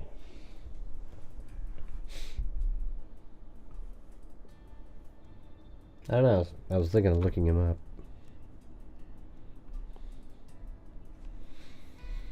So it says down here, after his death, Matt's sister, Christina, took over. In 2018, detectives told her that his case has been cleared. They determined that his killer was a 20-year-old suspected gang member. Sounds like a pretty easy way to get out of something, too. But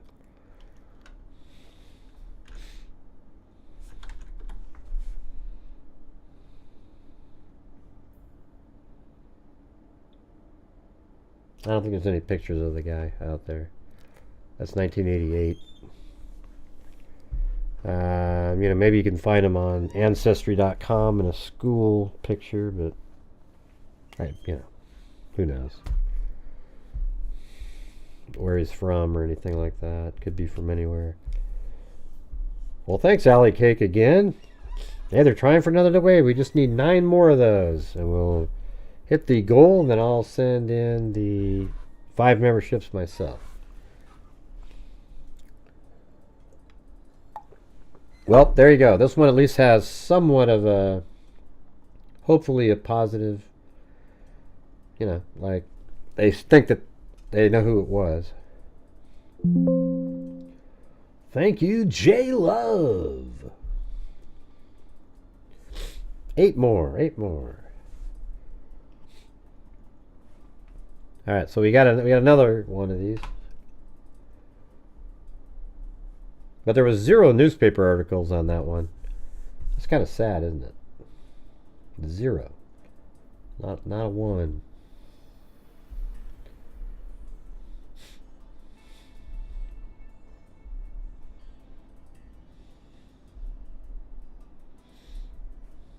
Yeah, we got a lot of people gifting memberships, Marilyn and Sam. So hopefully you stay one after the time is up.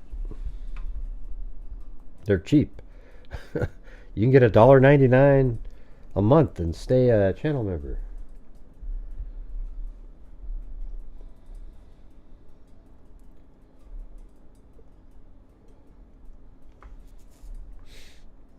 Oh, that was interesting. That one post at the top was 2017.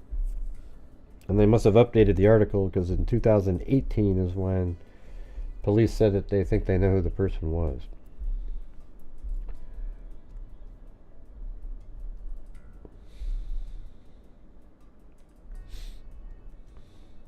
Yeah. $1.99 is the lowest one. My channel wouldn't even need, if I had like,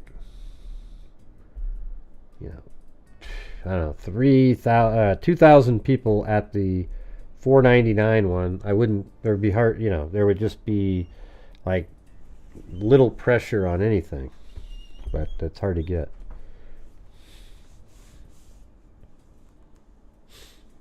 Yeah, I go way back, yeah.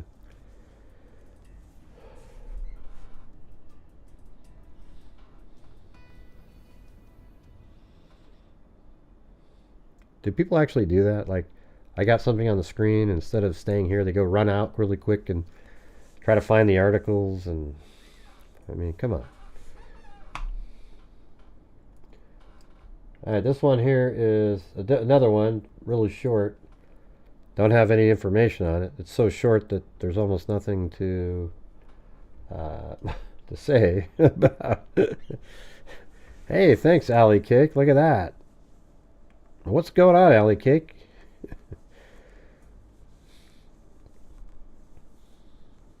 You've been all over it tonight.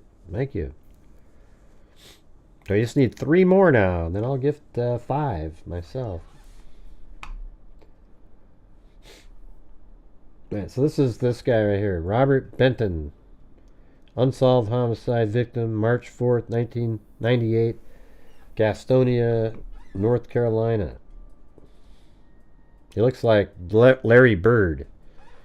I mean, almost identical. I was right when I saw it. I go, oh my God, he looks just like Larry Bird. Got the same eyes and everything. It's crazy.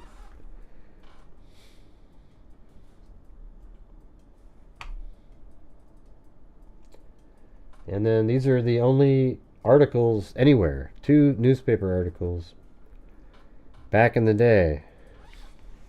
I know, wasn't that amazing how similar that looked? As soon as I saw it, I go, what? What's happening? You guys ever watch that one on YouTube, the shorts, as that weightlifter guy?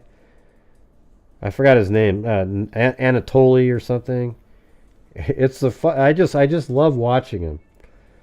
This guy, he's like, I mean, a world record holder weightlifter guy, but he's really small. He's like kind of smallish. He's not that big. So what he does is he dresses up in like overalls and wears a beard and a hat, and he's the janitor at these gyms. And he goes around, and oftentimes he carries around with him a mop that weighs like 200 pounds. right? He has a mop that weighs like 200 pounds, but he sweeps the floor like it's just a normal mop. And then these people start making, he goes, can I, and he has this accent like, can I try to lift weights? Can I try to? And they're like, oh no, hey, you're going to hurt yourself. You're going to hurt yourself. But I just want to lift weights. You know, and whatever it goes. And then he goes, hey, can you hold my mop? Hold my mop. And they go, it just crashes to the ground because it weighs so much. And he goes, yeah, and then he goes, what's happening? What's happening? When they drop the mop, he's like, what's happening? What's happening? Because when he's moving around, it looks like the lightest mop in the world, right? And then he'll walk over to this huge 500-pound squat, bar and everything, and I gotta mop, so he lifts it up and then he walks with it so he can move it so he can mop, and he'll hold it with one hand sometimes and he's mopping, and you gotta see the look on these people's faces. They just look at him like, what the hell's happening here? It's crazy. Sometimes there'll be this thing on the ground and he'll lift it up with one arm and flick it over his head, and he's holding it up while he's mopping.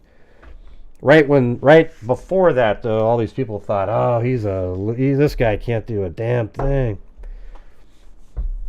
Oh, they're awesome. Maybe I'll just try to find one of them or something. See what happens. You guys got to go look it up. Let's see, Anatoly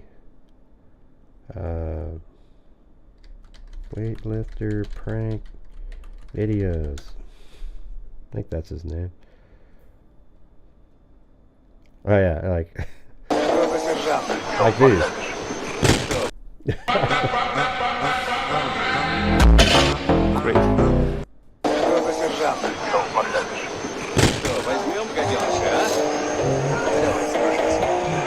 See, look at he just goes around sweeping. Hey, thanks Timothy Cecil.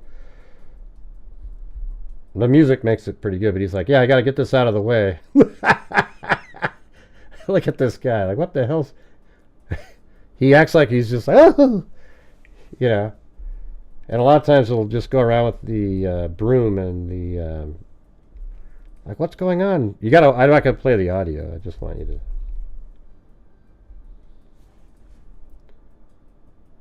Yeah, so he goes to all these gyms, these people, he'll stand behind him, and they'll go, hey! It's pretty amazing. Look, he's not really huge, but he's stronger than shit. I mean, this guy, it's just unbelievable. Well, he's stronger than any of these people in here.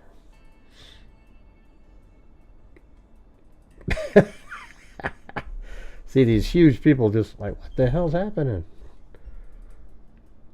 That's usually the broom that he's holding though weighs like 200 pounds or something. And I don't think it's safe for you. Please. See, the guy, he hands him the mop, but the guy couldn't even hold it, right? What's happening? See, he says, what's happening? Why are you dropping? No, that's fine. I stay ready for more. Go to the top, I level the score. Helicopter. Yeah, that's pretty amazing, man. He's like 1,000 times stronger than anybody in that building. But he just makes all these videos. I don't know, I sit there and watch like 100 of them in a row because it's hilarious. Especially these people going, oh, they don't let him, they get sort of angry at him, and then he finally worms his way over there, and boom. Well, thanks, Timothy Cecil. 2 more to go, you guys. 2 more to go. That's right? Yep. 2 more to go, and I'll donate 5 myself. He's like a world record type guy. For him, that's not even heavy. He can do... He does like these pull-ups and flings himself on top of the... I mean, it's just weird. All right, so this is the other case. Robert Benton, Bentenn. Authorities launched a homicide investigation Sunday after finding a man's body in the locked trunk. There's a date error here, though, because this is March 2nd, 1998. And they say that if you look at this picture right here, see the date, March 4th? Well, it can't be March 4th. Unless it's another case that's absolutely identical in every single element.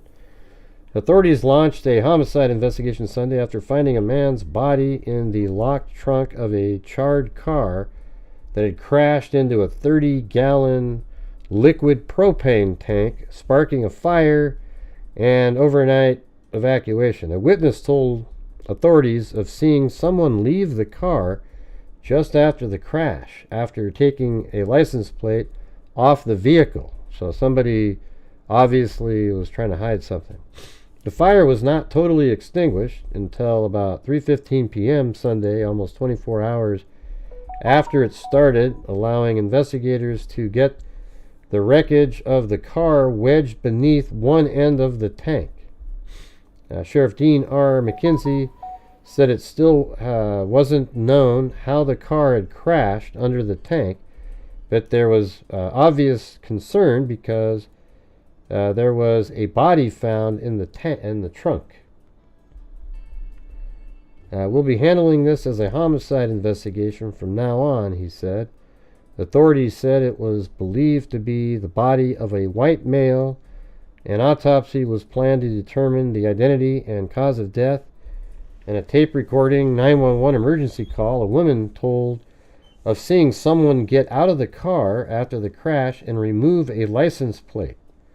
Somebody someone just plowed in underneath the propane tank, and it's weird to just plow a car into a propane tank and not think, oh man, I might get blown up.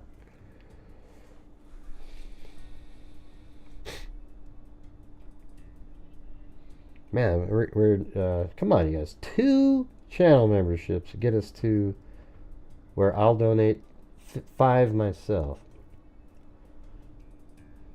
Should be simple.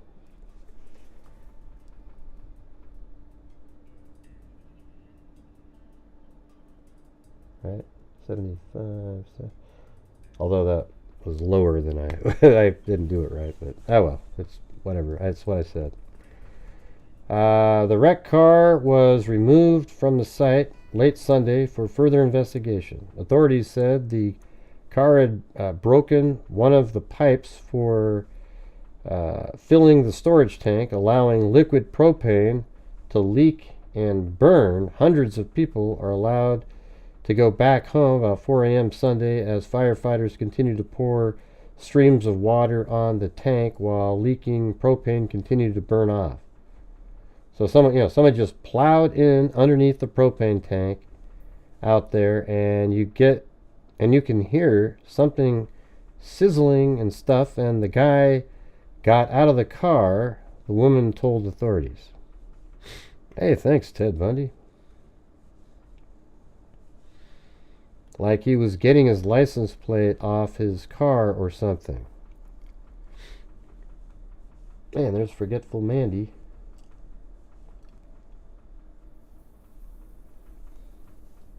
And there's Ted Bundy again. Wow. So does that work? Yeah, I think that's just about right. Alright, there you go. So I gotta hit the... this is about the coldest case I've ever seen.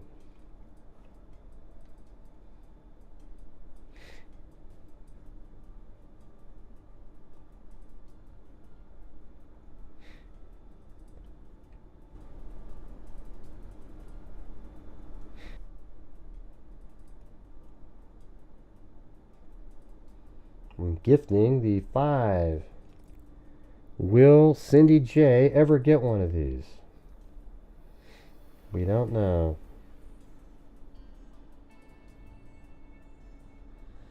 There you go. I can tell you what, though, when I started doing true crime, I never once thought I'd be thanking Ted Bundy. You know what I mean?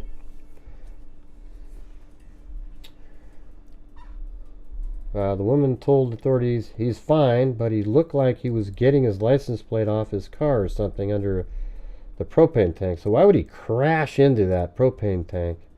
You'd think it would just blow up and you'd be killed. Wouldn't you? I mean, that's a little strange.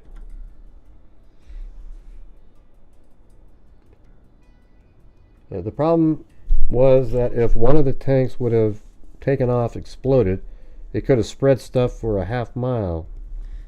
By Sunday afternoon, people in the village of about 1,800 people, some 50 miles southwest of Milwaukee, were thankful that any further explosions had been avoided. It's been a long night, Bromlin said in a telephone interview from a command post. It's a big relief. Andrew Long, the village fire chief, asked residents to conserve water Sunday so that firefighters would continue to douse the tanks with water.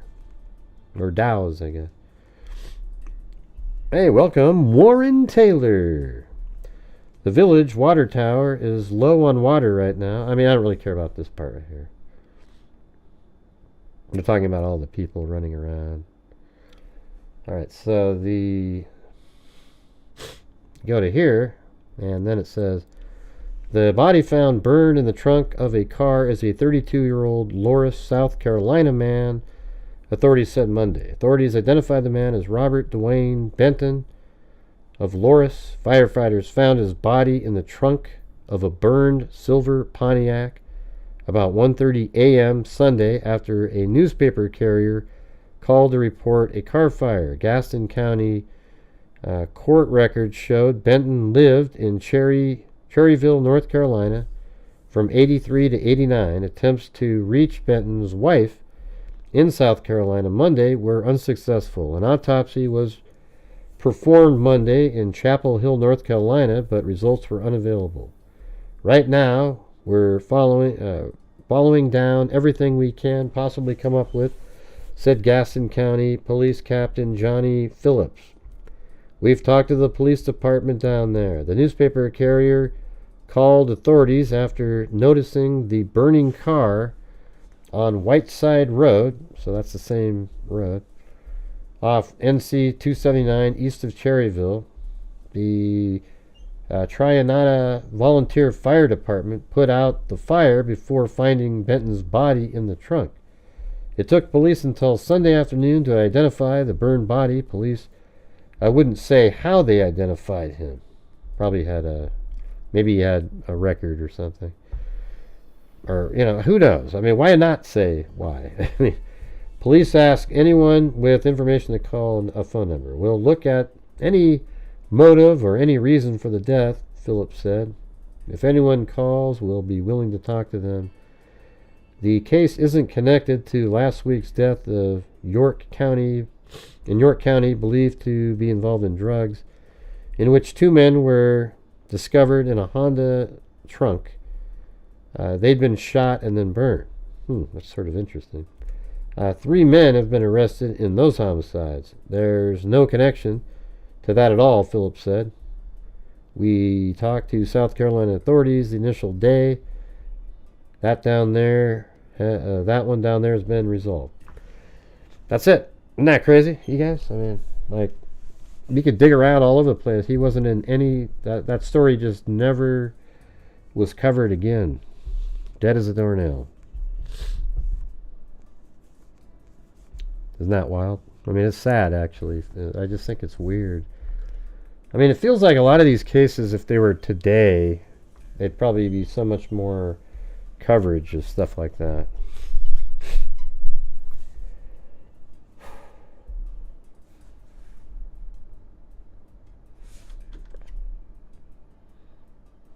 All right, so that's all I got for the cases and everything tonight. But even those little ones like that deserve something.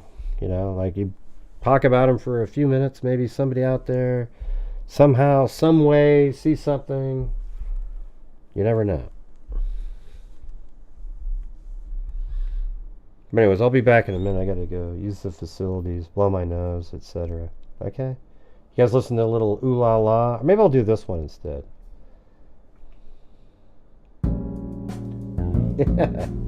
Alright, I like that one.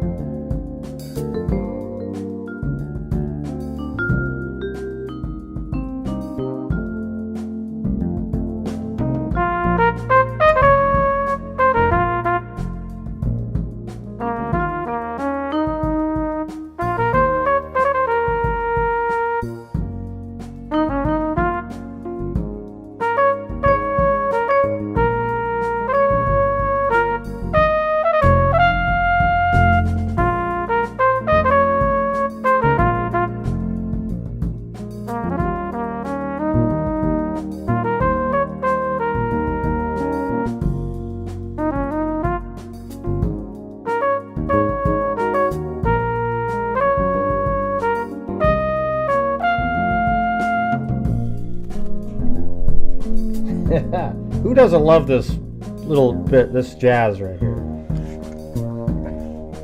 I think it sounds perfect. Makes me just want to sit here and just... yeah.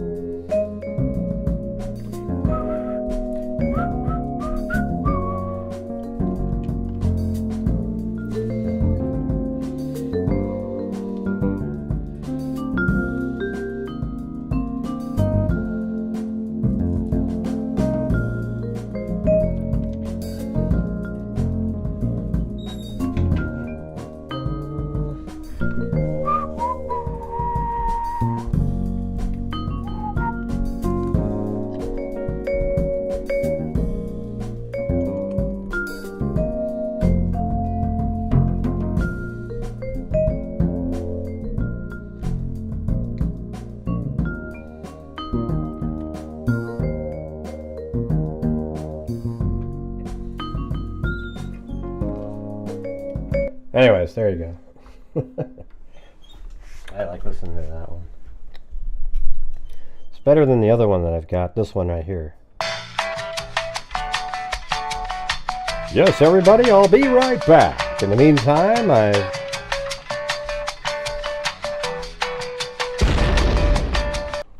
yeah. If you're out there, Jenny Penny, here we go. Hey, Allah, hey, Allah. There you go. All right, what do you guys want to talk about now? Come on, whatever, anything. Anything at all.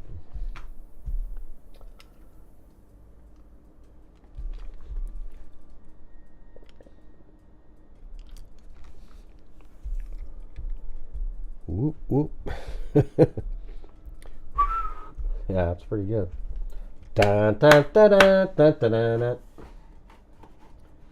Dun, dun, dun, dun, dun. Dun, dun, dun, dun.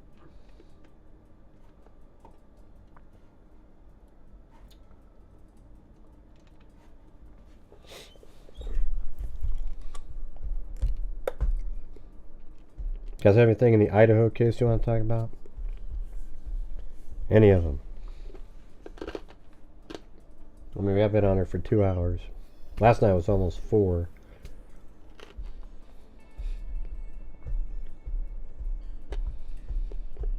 Come Come on, this is your guys' time to shine. You can do it.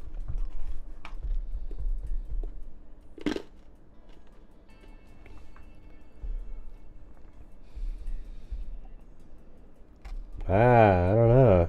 Anne Vroom. I hope so. That case is really obvious, you know.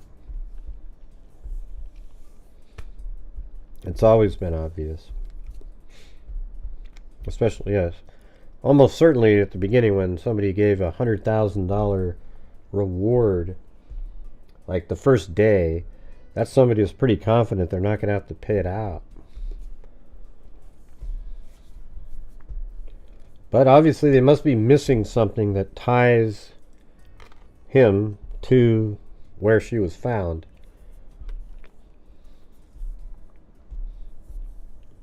I wonder if they have any indications his vehicle was heading down in that direction. Why not, Paulette? Why would it never be brought back to trial? Never made it to trial.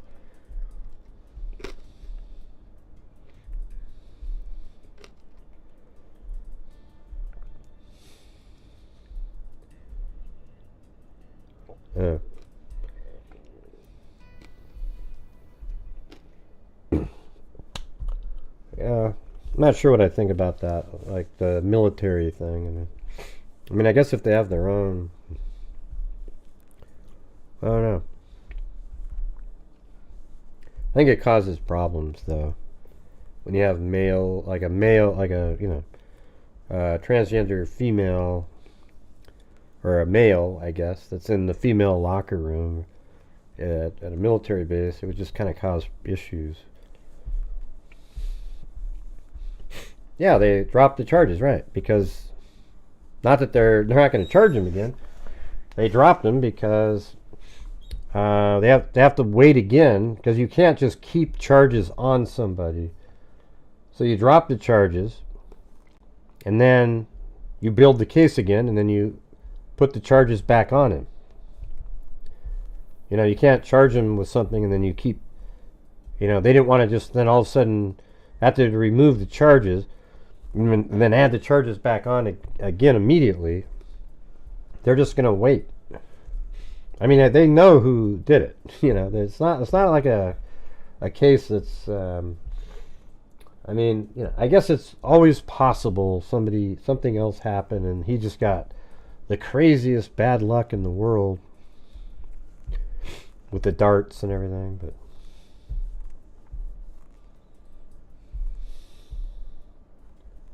I think his daughters are the ones creating a problem. It's sort of like they're just I don't know, man. I wish some of them, if they could just see the reality.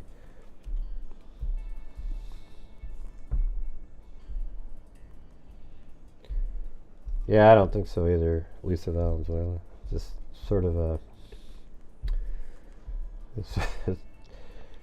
it's a place where the people in the military are there to protect the country, and that's it, man.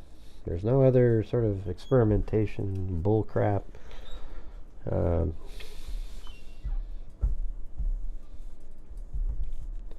You sort of feel bad for them. They graduated from the Air Force Academy. It's not easy. And then now they can't do it. But that's kind of like their own fault,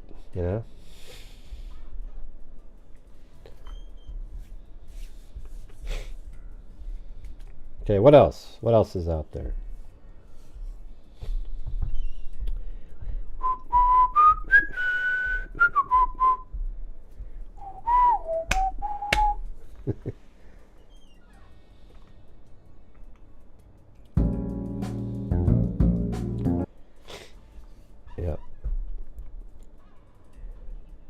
Yeah, I don't know. I wish we could watch the Crystal Rogers one. That's one that I would probably have streamed, because we've followed that one the whole way. That's kind of ludicrous that they wouldn't do that. There's no reason they couldn't have let that one be streamed.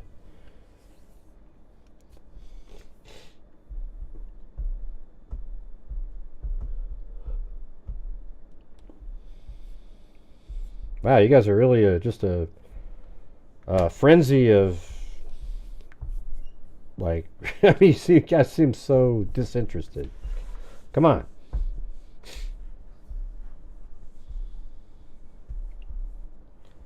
Already did all of the stuff I was going to talk about, and that's it. I think I am going to try to work on the 911 call, though. Let's see.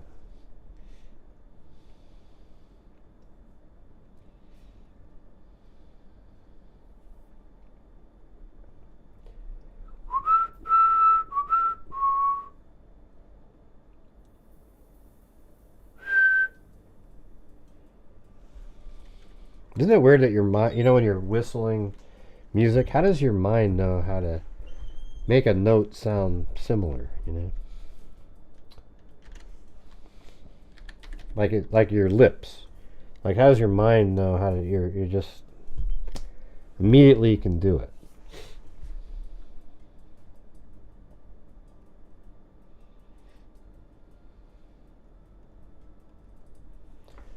All right, let's see. Let me listen to this for a second.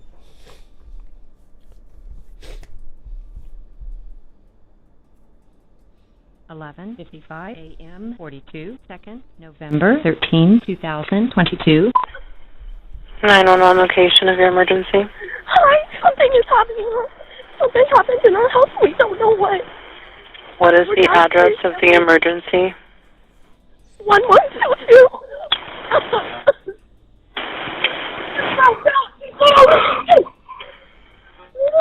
What is the rest of the address? And that's one of the ones that. Okay. But I wanted to know what that meant. Like, what was that yelling? Like, no, don't, like that. Like maybe somebody wanted to go upstairs or something, but they had seen some. Like they still saw her on the ground, and that hunter had already told him, "Hey, get down the stairs," because then they do the same thing again. What is the rest of the address? Oh, Kings Road. Okay. And is that a house or an apartment? It's a house. Can you repeat the address to make sure that I have it right?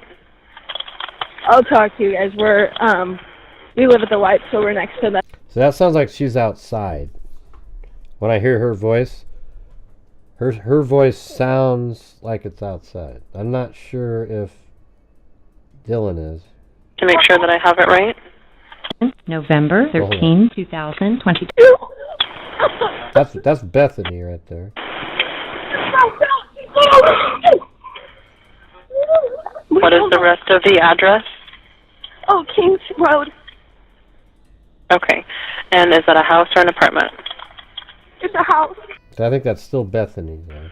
Can you repeat the address to make sure that I have it right? I'll talk to you guys. We live at the White, so we're next to them.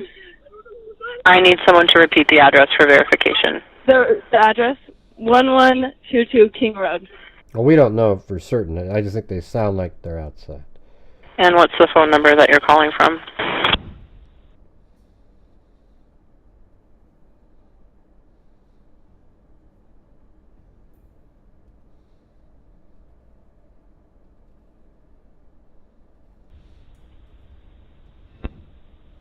What? 3731. Hey, it's John Dunn. How's it going? It's the house. Tell me exactly what's going on. One of the roommates is passed out, and she was drunk last night, and she's not waking up. Okay. Oh, and they saw some man in their house last night. Yeah. Hi, this is And are you with the patient? Okay, I need some. See, she actually says, "Hi, this is Dylan." Hi, this is And are you with the patient? Okay, I need someone to keep the phone, stop passing it around. Can I just tell you what happened pretty much? What is going on currently? Is someone passed out right now? I don't really know, but pretty much at 4. I think they're standing right by the door outside. You know, like right outside the door. But hey guys, if you're out there and you still want to help support the channel, we're getting close to the end of the month here, so if you have the ability to, that would be great. Thank you. Okay, I need to know what's going on right now if someone is passed out. Can you find that out? Yeah, I'll come. Come on, Benton, you gotta go check. Okay, so they gotta go check. So they're gonna go into. But we have to. See, I was saying about. So I think they're going in the house right now. What the heck? Job done! Gifted 10. Look at that, you guys. Will Cindy J get one? And the answer is no. She didn't really sign up. 2 words, dolt. Austin.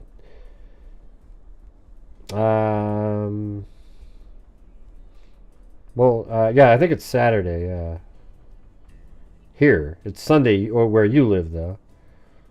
Oh, it's Sunday football match. Yeah. Well, thanks, John Dunn. That was very, very kind of you there.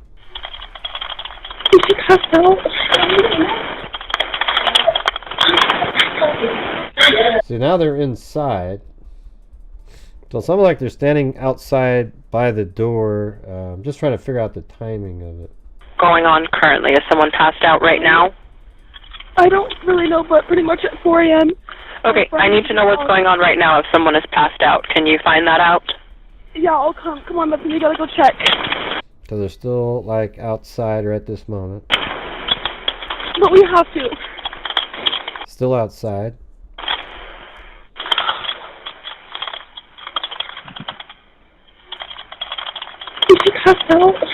Now that sounds like they're inside now. And you hear a voice coming from... So he... You know, we also don't know if they cut something out or something like that. You know?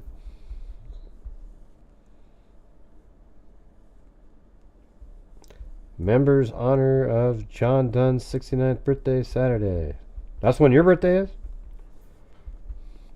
Alright, look at that. I think you've been here longer than 25 months, so that seems kind of short. Well, happy birthday, John Dunn. If you show up, we'll have Mary Lou sing you a song. I am what? Oh, Jesus. Here we go. I'm just trying to figure out, is there enough time? I don't really know, but pretty much at 4 a.m. Okay, I need to know what's going on right now if someone is passed out. Can you find that out? Okay, so right there at 1:39. Yeah, I'll come. Come on, Benton, you gotta go check. But we have to.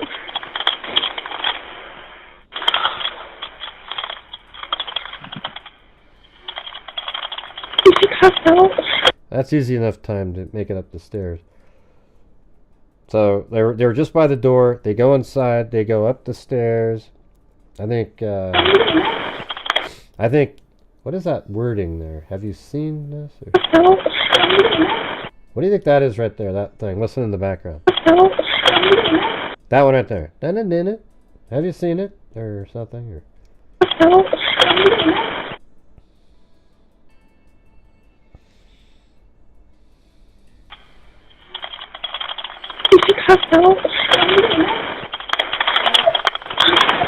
So now you hear somebody say, Xana, Xana. So that's 18 seconds later. You know, so maybe Hunter was sort of standing in the doorway and the girls are outside. He's kind of a barrier between them all the time.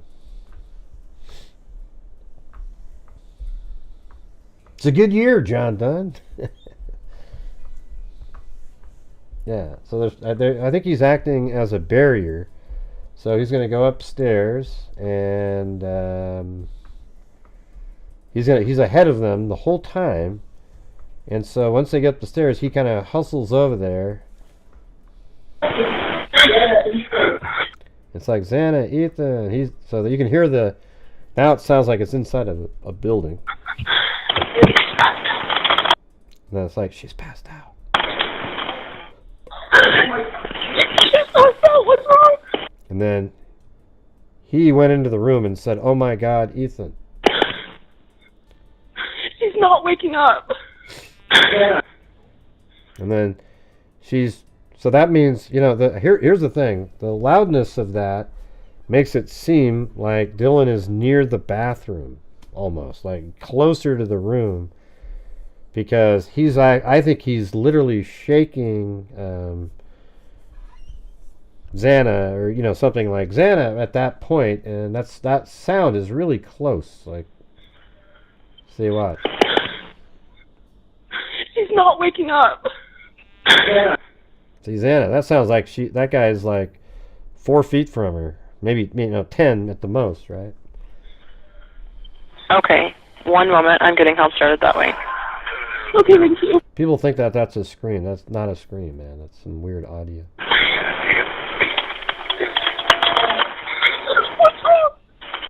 And now she sees the face that he's making, and she's saying, "What's wrong?" And that's Dylan, breathing like that. I mean, you can just tell she's like one of those people that's just so freaked out.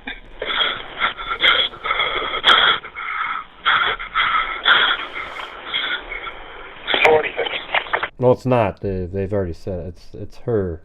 He's not near them at this point. I once thought maybe you're right, but it's not correct. He's somewhere else at this point. He's still checking on them in the room.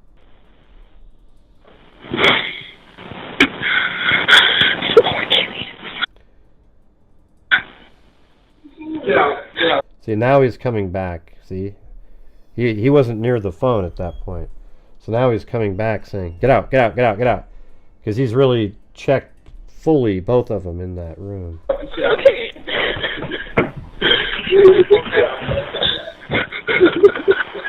Okay, and how old is she? She's 20. So now I think they're back outside. 20, you said? Yes, 20 here to okay. Them. You can tell by the sound in the background isn't the same. Hello? Now this is Hunter finally getting to the phone. After making them go outside, he now has the phone in his hand. Hello? Okay, I need someone to stop passing the phone. Yeah, I guess he grabbed it the first time they went to the room. See, everybody's so like focused in on stuff like that because they want it to be something else. It doesn't have any relevance to anything. They went upstairs. The same thing happened. This time, though, I'm not sure why he needed to go get a knife, but he got a knife. Who gives a shit? I probably, was worried, nervous to go in there. So he walks over there and he saw it didn't look good. So he told the girls to go out, get out, get out. Then they called 911, and this time they have to go up and do a more thorough check. And then he went in there this time, and now he sees that, wow, this is a nightmare. And he tells them to get out, get out, get out, get out, get out. Right? Around because I've talked to 4 different people. Okay, sorry, they just gave me the phone. Is she breathing? No, he didn't go up to Kaylee's room. Hello? Hello? Is she breathing? No. Okay. Like, is she breathing? No. He knows that they're both dead. He's not going to say right now. I mean, would you say, if you were a guy, or a girl, even a girl that was, more stronger, emotional woman, would you say out loud to that operator with a person like Dylan right next to you? Would you go, "Oh yeah, no, that she's not alive, man. Her throat was almost cut off." You're not going to say shit like that. So he just goes no, but he was really emphatic about that. You hear the way he says no, almost like he's angry. No. Okay.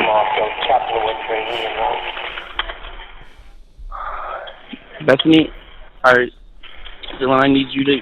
I mean, he's freaking out himself. He's like, "Bethany, Dylan, they don't want me to talk to him. They want to talk to you." Talking to them, say. I can't talk to them. They need you to talk to them. I can't talk to them. They need you to talk to them. Hello. Okay. Dylan's back. I've already sent the ambulance and law enforcement. Stay on the line. If there is a defibrillator available, send someone to get it now and tell me when you have it. Say that again. There's a police here right now. Okay. If there is a defibrillator available, send someone to get it now and tell me when you have it. We don't have one. Not breathing. I think yes. Unconscious, not breathing. A defibrillator? Yep. Yes, we have one. Are you talking to the officer? Yes. Okay, I'm going to let you go since he's there with you. I need someone to repeat the address for verification. The address? So really there's like 4 kids there, right? Bethany, Dylan, Hunter, and what is it, Emily, the girlfriend? That's it, right? And doesn't that sort of match that one little photograph that's out there? There might be a 5th person, I don't know, but isn't that right though? Bethany, Dylan, Hunter, and his girlfriend Emily, I think that's her name. I don't know. Hello, anybody here tonight? Man, it's just so slow.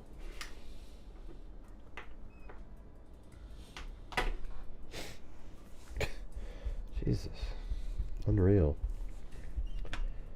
1122 King Road. And what's the phone number that you're calling from? What? 3731.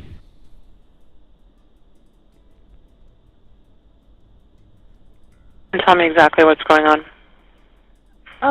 One of the roommates is passed out, and she was drunk. So I bet you she hasn't seen anything. This Emily girl. So it's probably Dylan, Hunter, and maybe just those 2 went upstairs. Maybe Bethany too. I don't know. I don't think she ever went into the room though. Drunk last night and she's not waking up.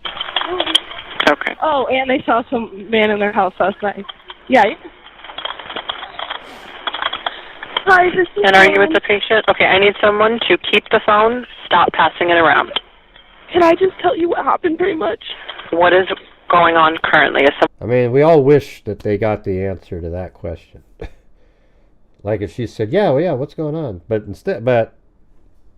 I don't like the way the operator sounds, but she did the right thing, trying to make sure that the person who's, quote, unconscious gets some help. I think if she had said they're dead, like if somebody had said immediately, oh, they're dead, she might have taken the question about what happened, because, then that might become something more important than somebody who's passed out. You personally don't thin. I don't know what that means. Hey, thanks, Sirius Black.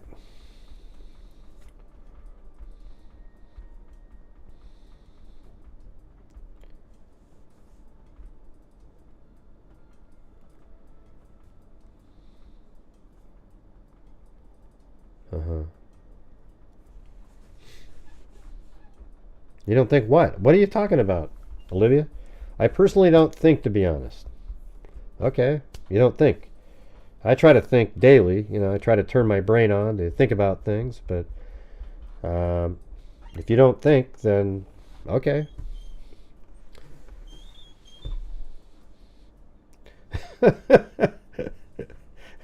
I personally don't think, to be honest.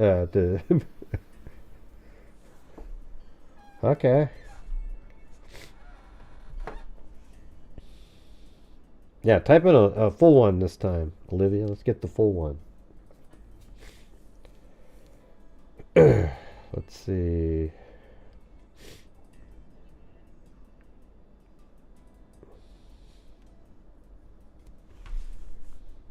One passed out right now? Yeah. Well, I mean, I guess, you think it'd be worthwhile to make an animation of that? I mean, maybe not. It's just kind of it's a lot of work for something that's, but at least I could kind of show what I think is happening in that. I could even do something where I do prior to the cops getting there. Like I could have Hunter go to the kitchen and get a knife.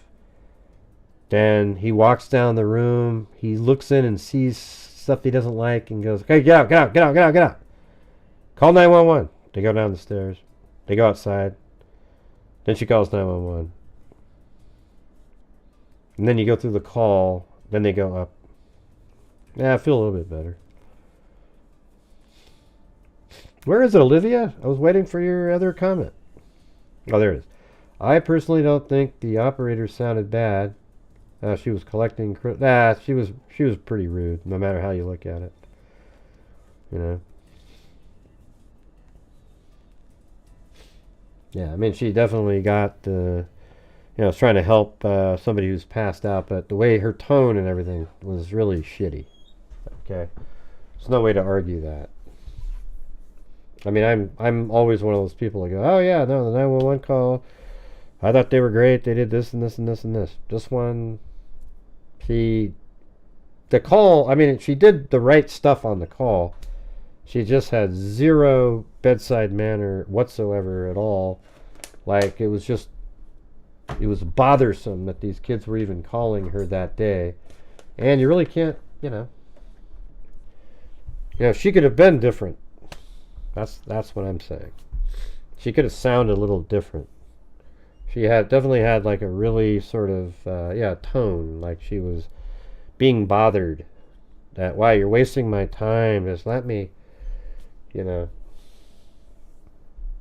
she had no sort of sympathy or any kind of, like, hey, listen, I know that you're really upset. We need to focus on your friend. So can you get me the, you guys have a defibrillator. Let me know how your friend's doing. Da-da-da-da-da-da-da-da. Instead, she was like, okay, you guys, yeah, blah, blah. It sucked, So, other than that, it was pretty good. I'll agree with you there. That was good. Other than that, she needs to work on. I mean, I'm not the greatest in the world at that shit myself, so I can just tell you. But that's a different deal there, though.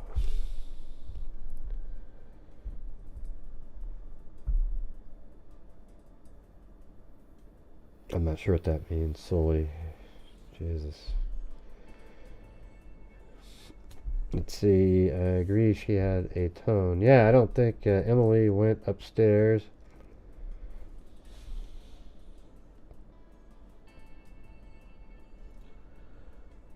I always get the little troll comments from random people who just show up. Let's see. I agree she had a tone.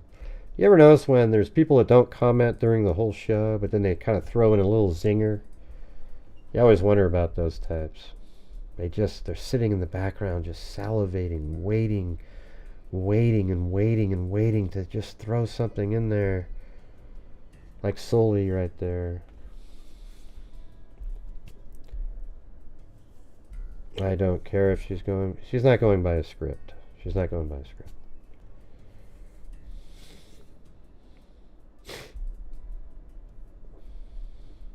The whole thing isn't a script. I don't hear that at all. And is that a house or an apartment? I mean, obviously these are the things everybody says. Apartment. It's a house.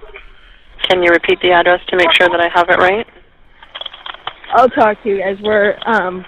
We live at the White, so we're next to them.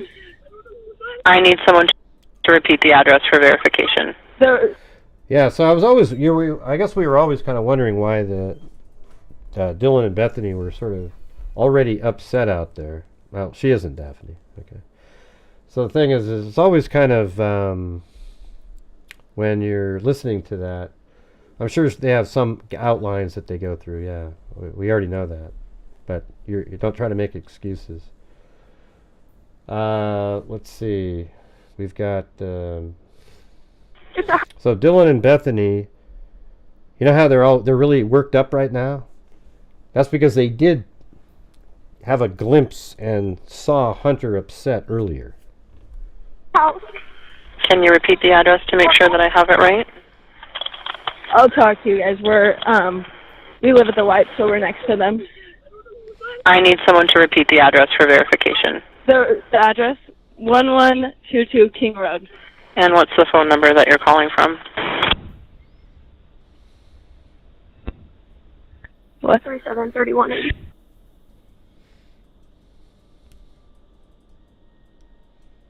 And tell me exactly what's going on. Yeah, that guy, Mike Weber. One of the roommates is passed out, and she was drunk last night, and she's not waking up. Okay. Oh, and they saw some man in their house last night. Yeah. Hi, this is And are you with the patient? Okay, I need someone to keep the phone, stop passing it around. Can I just tell you what happened pretty much? Mike. What is going on currently? Is someone passed out right now? I don't really know, but pretty much at 4 a.m. Okay, I need to know what's going on right now if someone is passed out. Can you find that out? I guess that was all in a script right there, you guys. The way she came back at that comment, I guess that was all in a script. You know, when she said, "Hey, don't pass that phone around," that was a script. It was weird. It was just like, if this scenario happens, hit A, and then that one popped up. Wow, that's incredible. 4 a.m. Okay, I need to know what's going on right now if someone is passed out. Can you find that out? Yeah, I'll come. Come on, Benton, we gotta go check. But we have to.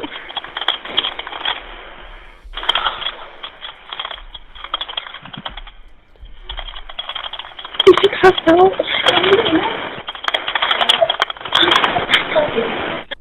What is that one comment? I want to know what that says right there. Right there in that background. Okay. It's a question somebody's asking somebody. Did you pass out? Have you seen it? Have you seen her or something? Or?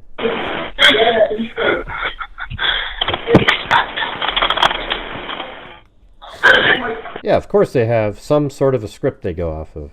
Like a basic outline of what you're supposed to say. That's really obvious. Nobody's getting or gleaning any information. I just think it's one of those things where it's she's not doing a script. She's rude as hell to the people, you know, in the 911 call that are really upset already. She doesn't need to be doing that. It's really obvious. There's no excuses or anything. What's wrong? She's not waking up. Right. Well, the part when she was scripted, she wasn't. That's not what. Nobody's talking about that, Daphne. The part that's scripted, so it wasn't really a useful. Okay. One moment. I'm getting help started that way. Okay, thank you. See that sound? Listen to this. Watch. Okay, thank you. Now, right here. Let's see. Okay. One moment. I'm getting help started that way. Right in the background, I think that's somebody's yelling. It just isn't. It has something to do with their radios or comms or something. And okay, thank you. It's not even in the house. What's wrong?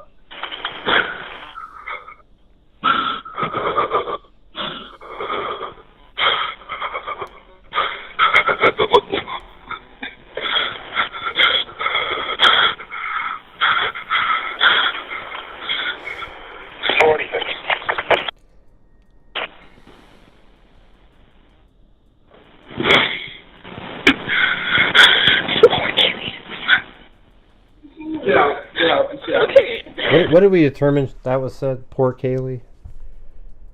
Or something? I don't know. I can't remember now.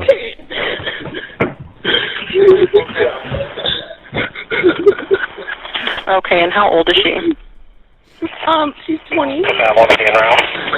20, you said? Yes, 20 here to okay. Them. Hello?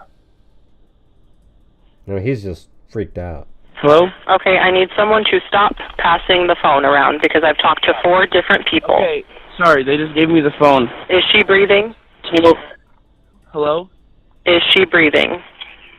No. Okay.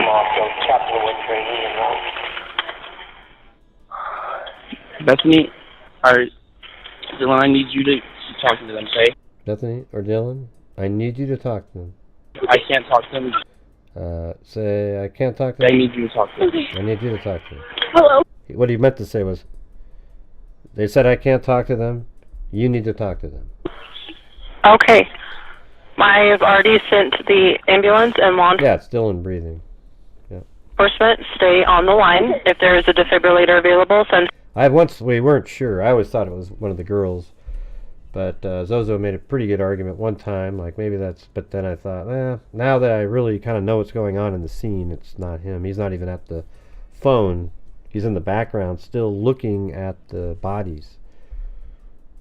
Someone to get it now and tell me when you have it. Say that again? There's a police here right now. Okay. If there is a defibrillator available, send someone to get it now and tell me when you have it. We don't have one. I think yes.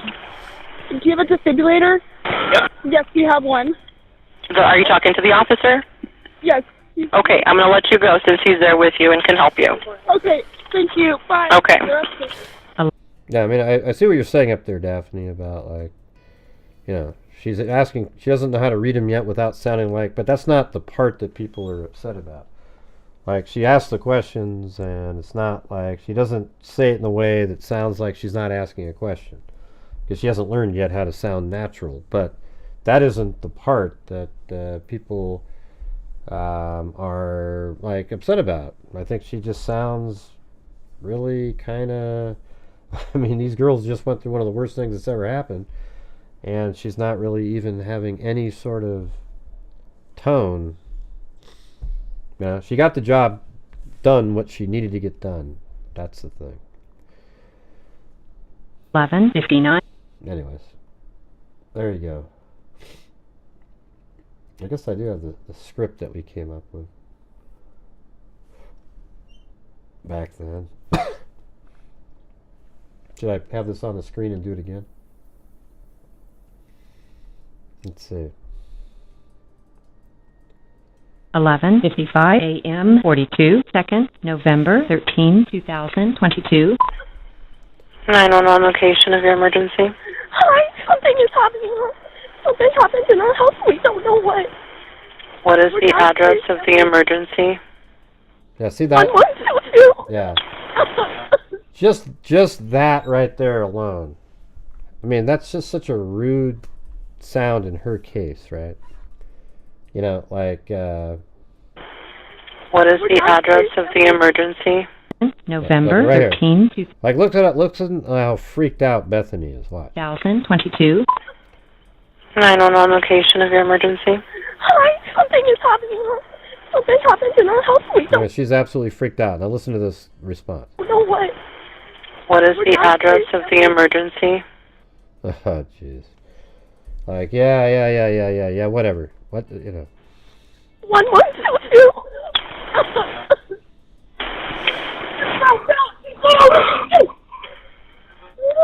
What is the rest of the address? Oh, Kings Road. King Road. Okay. And is that a house or an apartment? It's a house. Can you repeat the address to make sure that I have it right? I'll talk to you guys. We live at the White, so we're next to them. I need someone to repeat the address for verification. The address, 1122 King Road. And what's the phone number that you're calling from? What? 373180.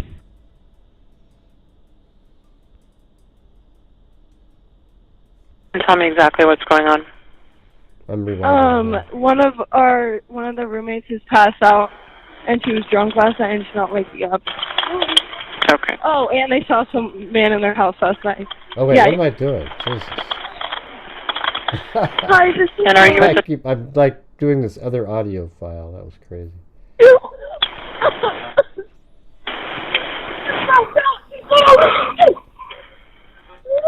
What is the rest of the address?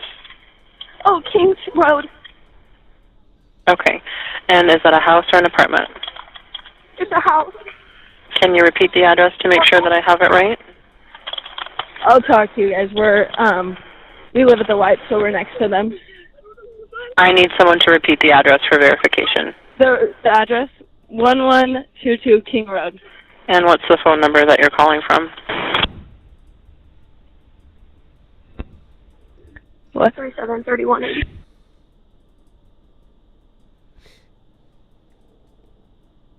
And tell me exactly what's going on. One of the roommates has passed out, and she was drunk last night, and she's not waking up. Okay. Oh, and they saw some man in their house last night.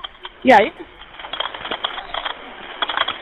Hi, this is. And are you with the patient? Okay, I need someone to keep the phone, stop passing it around. Can I just tell you what happened, pretty much? What is going on currently? Is someone passed out right now?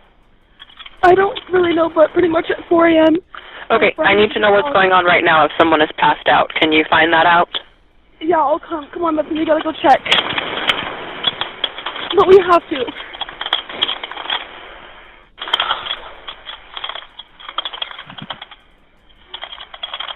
Did you pass out?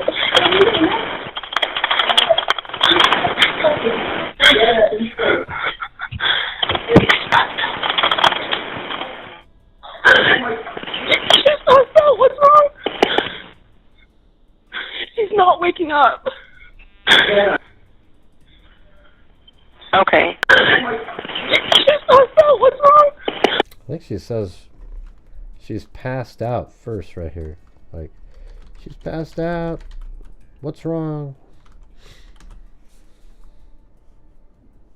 I mean, it doesn't sound like the way I do it, of course.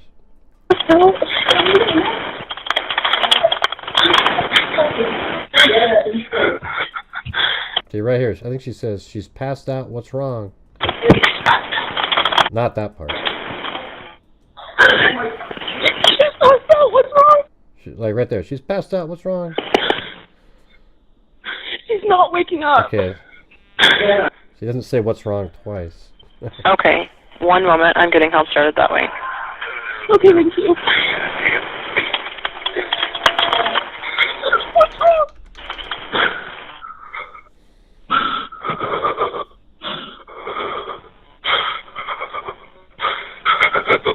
Now I gotta go back. Okay, mix.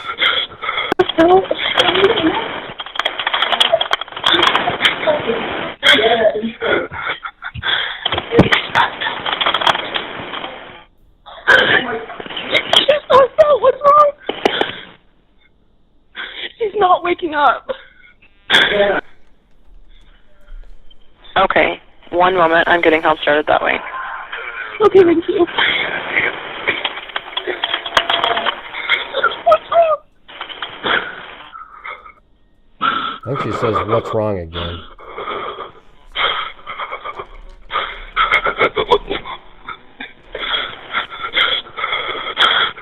Oh no, that's in there.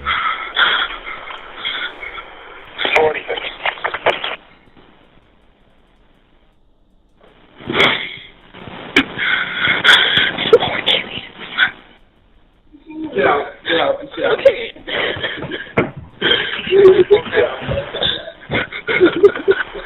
Okay, and how old is she? She's 20. 20, you said? Yes, 20 here to Okay. them. Hello? Hello? Okay, I need someone to stop passing the phone around because I've talked to 4 different people. Okay, sorry, they just gave me the phone. Is she breathing? Hello? Hello? Is she breathing? No. Okay.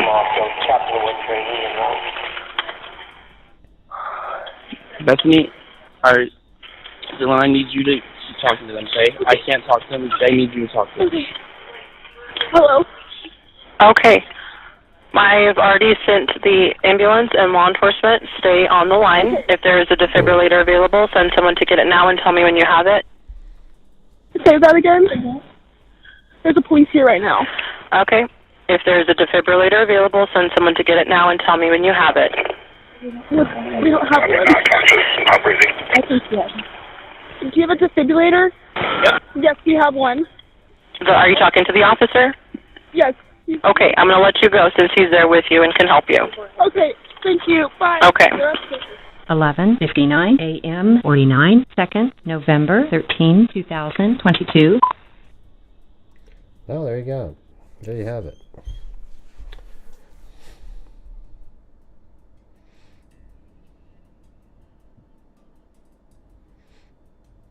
I don't care where my face is, Mr. TF1. If you'd made another comment earlier in the evening, I probably would have cared what you said. Let's see. We've got the thank you to whoever. I mean, it's just so funny how people, they don't comment, but when there's a complaint, they're really quick to throw that out. Let's see. Membership from. Yeah, well, I'm sorry that my face was in the way. The officer who went and got the defibrillator probably came back and saw they were all dead from stab wounds and thought, what the F? Yeah, who knows? Who knows what they thought? But anyways, I think that's going to do it for me. 2 hours and 50 minutes. Been a long one.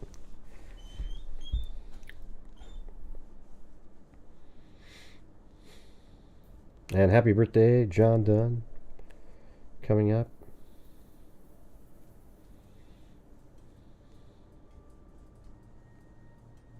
Yeah, it's Xana. Yeah. All of them saw Xana. She was visible from the hallway. Legs first, head towards the wall.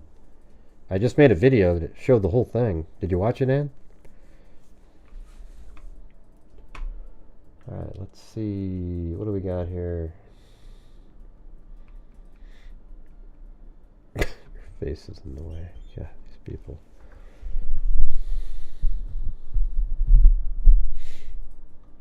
So thank you to Alley Cake, Timothy Moore, Aga Gaga, Michelle H. Alley Cake gifted a membership, then Tamran 127, Vintage Peacock, Walker, then Aga Gaga with a cat eye donation. Timothy Cecil, Joseph Brennan, Kami gifted one, Timothy Cecil, Alley Cake, Timothy Cecil, Laney Carter, Alley Cake, Tamran, Sandy Shirley, and CIS True Crime, and then she gifted 5. Timothy Cecil, Alley Cake, J-Lo, Timothy Cecil, then Alley Cake, then J-Love gifted a membership, then Alley Cake gifted 5.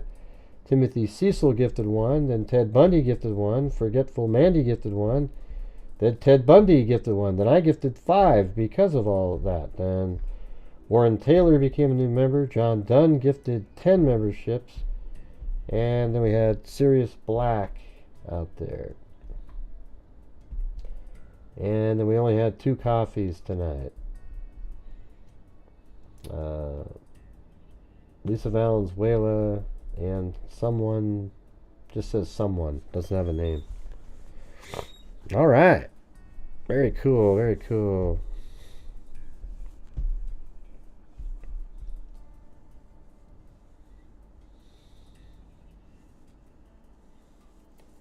You can't tell by the 911 call that Murphy was not loose. I don't know why people care so much about Murphy. Murphy, I don't even care. Like Murphy is the most uninteresting element of the entire case. It has nothing to do with anything. I'm sure they'll work it in somewhere in a timeline. Like, oh yeah, we think Murphy was... It's just... Kohberger's DNA was on the knife sheath. His vehicle was parked outside. And that's really all that matters. You know, what Murphy was doing, it's not exculpatory for Kohberger being there at all. You know, it's like these people out there are trying to look for this alternate suspect, but the reality is that the only option they have is that there's another killer another person that he was with, okay, but he was there, okay? Kohberger was there. Now, if you want to say that there was somebody else with him in his car and they both went in there, give us the name of that person, okay? But Kohberger was in fact there. There is nobody else that we know of currently.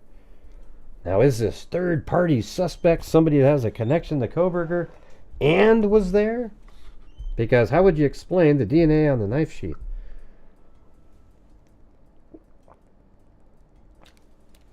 Yeah, he did it all himself.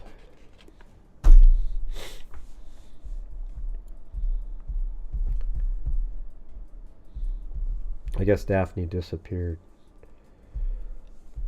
Let's see. Isn't there an animal hair in evidence? There's all kinds of stuff. It doesn't mean any, the only way, okay. If it turns out that one of Murphy's hair is found on some of the clothing of Kohberger, then it's, that's a good clue. All right? That would be a good clue to have in the case. But the whereabouts of Murphy are absolutely irrelevant at this point. I'm going to stream it. Why would I go to the trial? It's being streamed. If I went there, you wouldn't. I mean, I think I'm uniquely, like, if you're going to watch the trial, you'd want to watch it on my channel because I know how to get better shots of the people zooming in and stuff, and I also have 3D models and 3D, videos of the crime scene where we can all look around 360 degree, look around and know exactly what they're talking about at all times. Unfortunately, that's just not the way it'll be. I'm sure I'll have a pretty decent audience, but it's always the same people that YouTube pushes out over and over and over again, even though they suck. All right? It's just the way it is. Yeah. He most definitely wasn't running this country. Oh, you're way back at the beginning of the show, Dallas fan. That's right. Okay. All right. John Dunn's going to be here. Hey, do you notice, John Dunn, how they're making a big deal about, like, Elon Musk? He's now back over doing what he... This was a scheduled time. He was supposed to stop working on Doge because he's got businesses to run. You know, and I understand, like, he doesn't... I think the same thing when... You know, you see that this budget they're trying to put out increases spending so much, and then here's Doge trying to cut spending. You would think, what do you guys think of this idea? Why can't it be in our country where your budget for the next year has to match what the GDP was of the prior year? So let's say our government brought in $5.5 trillion in taxes, etc., and revenue, etc. Well, that means our next year's budget has to be $5 trillion, meaning you have to cut in all the different places until you get to the right number. And then the next year, let's say you bring in $7 trillion. Well, boom, now you can increase it, because you think it should go up the next year. So, but instead we spend $8 trillion and we bring in 5. How is that even sustainable? Nobody that owns a house does that. Well, let's see. I bring home every month $5,000. So, let's see. I'm going to spend $8,000 this month and put it all on a credit card to be paid later. Well, then, at the end of the year, you did the same thing all year. Well, now you owe $36,000 after you spent that whole year taking $3,000 extra a month. Then the next year you go, well, you know what? This year I'm going to spend $9,000, but I'm still bringing in $5,000. Okay, well, now it's $48,000 on top of the $36,000 they had. It's just the dumbest freaking... We're just idiots. And, and the rest of the world doesn't have to do it. See, that's why the whole thing about, like, when, there's NATO or whatever, like, we spend $500 billion and all the rest of the countries combined spend $500 billion. Whatever it is. I don't know what the number is, but we way outspend them all the time. Canada does not have to spend money on a military because we're here. All right? That's all true stuff. And so we are so far in debt compared to these other countries that aren't in debt because they don't ever have to be. Their militaries can be small because, that United States, they'll be here every time. That's what they believe.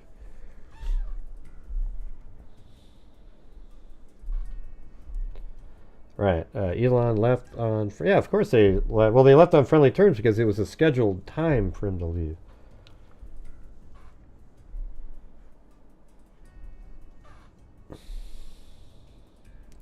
But Trump will take any blame for what? A lot they don't tell us, which is cool. That makes so much sense for... Yeah, but I just don't understand why we don't have it like that. Like, okay, what was our GDP last year? Well, crap. We spent $6 trillion this year. Now it's 5.5. Well, we're going to have to make, unfortunately, $500 billion in cuts. So departments start cutting. We got to do it. I just don't get the whole thing why we just keep doing this over and over again. And I think Social Security is something, we've all paid into it, but I look at Social Security, this is my one sort of social-ish, whatever you want, a democratic, liberal sort of view of something. Because I think Social Security is something that we've all paid into, but I look at it as an insurance policy. So if you're out there and you've worked your whole life, and when you're done and you retire, you got a beautiful 401k, you've got a pension, you've got all these different things. You don't need your Social Security. You paid for it, and you sort of owed it. But at the same time, to keep Social Security solvent, shouldn't the people who really don't need it at all not get it? It's like, oh no, because I paid into, it's like, well, just think beyond yourself for a second. And the way it should be set up, though, is like, let's say you retire, and I don't know what the number would be like. Well, what's the number where you don't get it, I don't know. But don't you think that it's something where if you, like, let's say you don't get Social Security because they deem that you have a certain amount of income, like $15,000 a month coming in after you're retired, so you don't get Social Security. But then let's say something catastrophic happened where you had to spend all of that money and you lost it all. There should just be an easy mechanism where you sign up again and you get it back. Like you're right back on it because you did pay into it, and that's your insurance policy to guarantee that that's what it is, Social Security, right? I think it was intended for people who, if they fall on bad luck, that's all they got, But it's just kind of a thing where at a certain point, my parents, they didn't need Social Security. And when they went to tell them, hey, I'd like to, we don't need it, so just, take us off your books. They don't really have a mechanism for that. You can send it back, but then they just decided to give it to charity. But wouldn't it have been better to where the government, it stayed there so that it helps our Social Security system? It's just crazy, man. I don't understand some of the stuff. And I don't like that's where Sean Hannity and I depart. Because every time he's always, you paid into it, man. You get it. Yeah. Yeah, Sean Hannity, because you're going to need your Social Security, right? You get $20 million a year, I don't know. What these people are saying is what the effect is in the future, we're not going to be able to have Social Security. That's the thing. It's getting to a point where, it's so much money going out, and we're not having as many kids to be in the workforce as well. So it's getting crazy out there.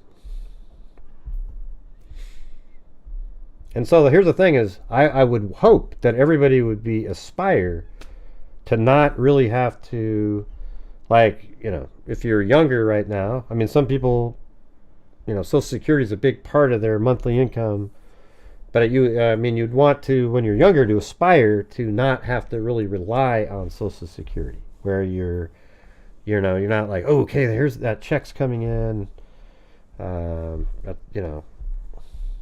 maybe pay off your home and everything before you retire, that kind of stuff, so that's not a big deal. Anyways, it's just thoughts. I don't know. I don't have the answer. But I do think that our budget concept is so stupid. It's the dumbest thing. I think they need to run the U.S. government the same way, unless there's an absolute emergency of some sort. You run it the same way you'd run a business or a household. Basically, more like a household. You are not going to spend more money than you actually bring in annually, right? That's just crazy. And they do it to an extreme. They do it to a point where if you make $100,000 total, they spend $150,000 every year. And then even when they make $200,000, they spend $300,000. So they're even more in the hole after that. It's just, it's crazy. But then some of the stuff that we spend money on that Doge has uncovered are just ludicrous things. Just so stupid. So Doge has identified like $100 and something billion, but apparently they're just now putting a bill to get just $9 billion of the 107. Just come on, can't we just get it done? We need to start doing this for the future.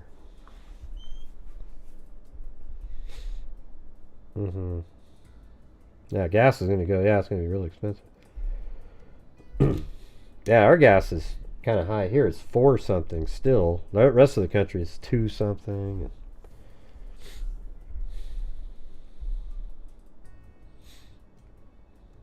Anyways, I don't know. I've seen some of that stuff. It's just kind of not really that interesting. If you want to send me the email, great. I just...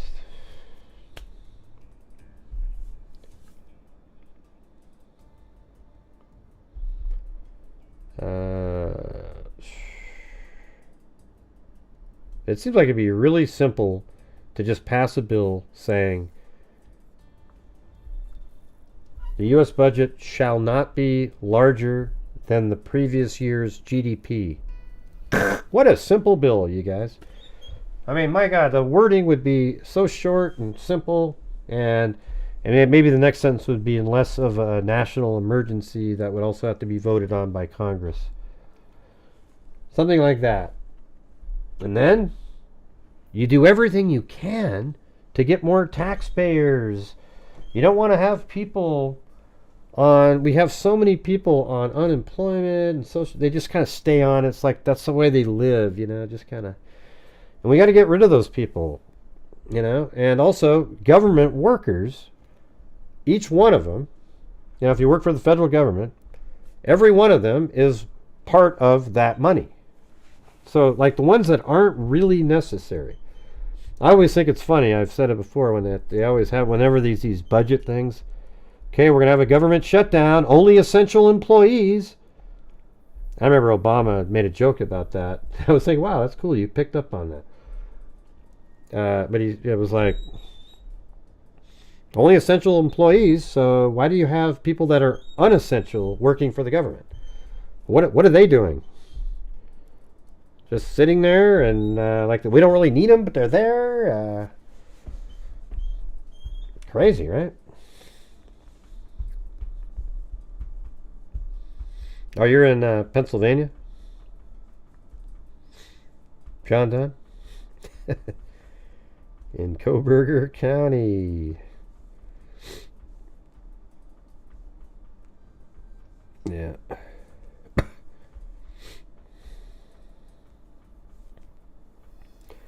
All right, guys, I'm going to get the hell out of here. All right? I hope you guys have a good evening. Appreciate it. I feel pretty confident about our economy and stuff right now. I kind of had that weird moment, but I didn't, like if you had a 401k and you didn't sell anything, you got right back up to where you were. Oh, so you were one of the unessential employees, Daphne. Oh, good stuff. Let's see. You're still here. Yeah. Well, I'm talking about those kind of people. Did you hear what I said, Daphne? Or yeah, let's see. Like Pennsylvania. Yeah, well, good for you. My dad used to work at the VA up at OHSU.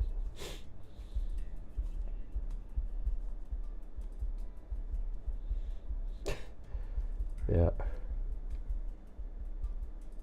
What is it, 2.5 liters a gallon? I don't know.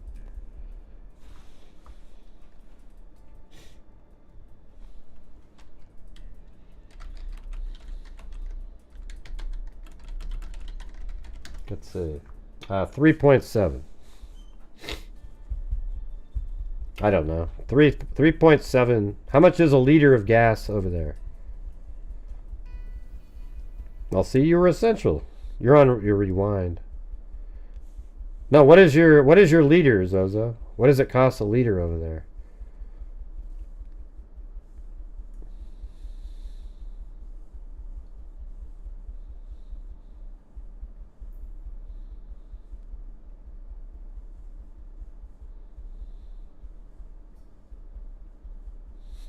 My goodness. Poor Daphne.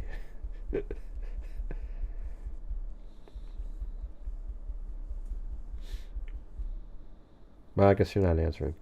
All right, everybody. Thank you for being here. We'll see you guys tomorrow. And as I always say, until next time. Wow, that's like $9 a gallon, Zozo. That's ridiculous. All right, see you guys later. Be safe out there. I'm more like 8. And thanks for helping us get to the goal and keeping this going. We've got one more day left tomorrow. And then our final donation night where we do the last push, donate some money, and keep on trucking. All right. I'm going to try to do 5,000 total this month. That's my goal. 11:55 a.m. Oh, that's not what I was looking for. Anyways, see you. Yeah, I've been doing this true crime thing for quite a while now. And during this whole time, I have not seen one person that is a crime dissector, plug rejector. I'm a certified human lie detector. Gonna get ya on a stretcher if you try and play me like an old projector. Crime sector is my nectar. Professor Rick is gonna give another lecture. Crime collector, freak connector, and I'm always gonna be a pup protector. Fool deflector, interceptor, and I'm meaner than a spectral with a vector on his pector with all respect. Just remember I've a temple fucking checked ya. I have no agenda, I'm no pretender, and I'll serve it to you straight without the blender. And in the end, I'm gonna send ya on a mission to reveal the true offender. Yeah, so I'll just get right back to work. John Dunn said Lori Daybell's hot. That's good stuff. All right, see you later.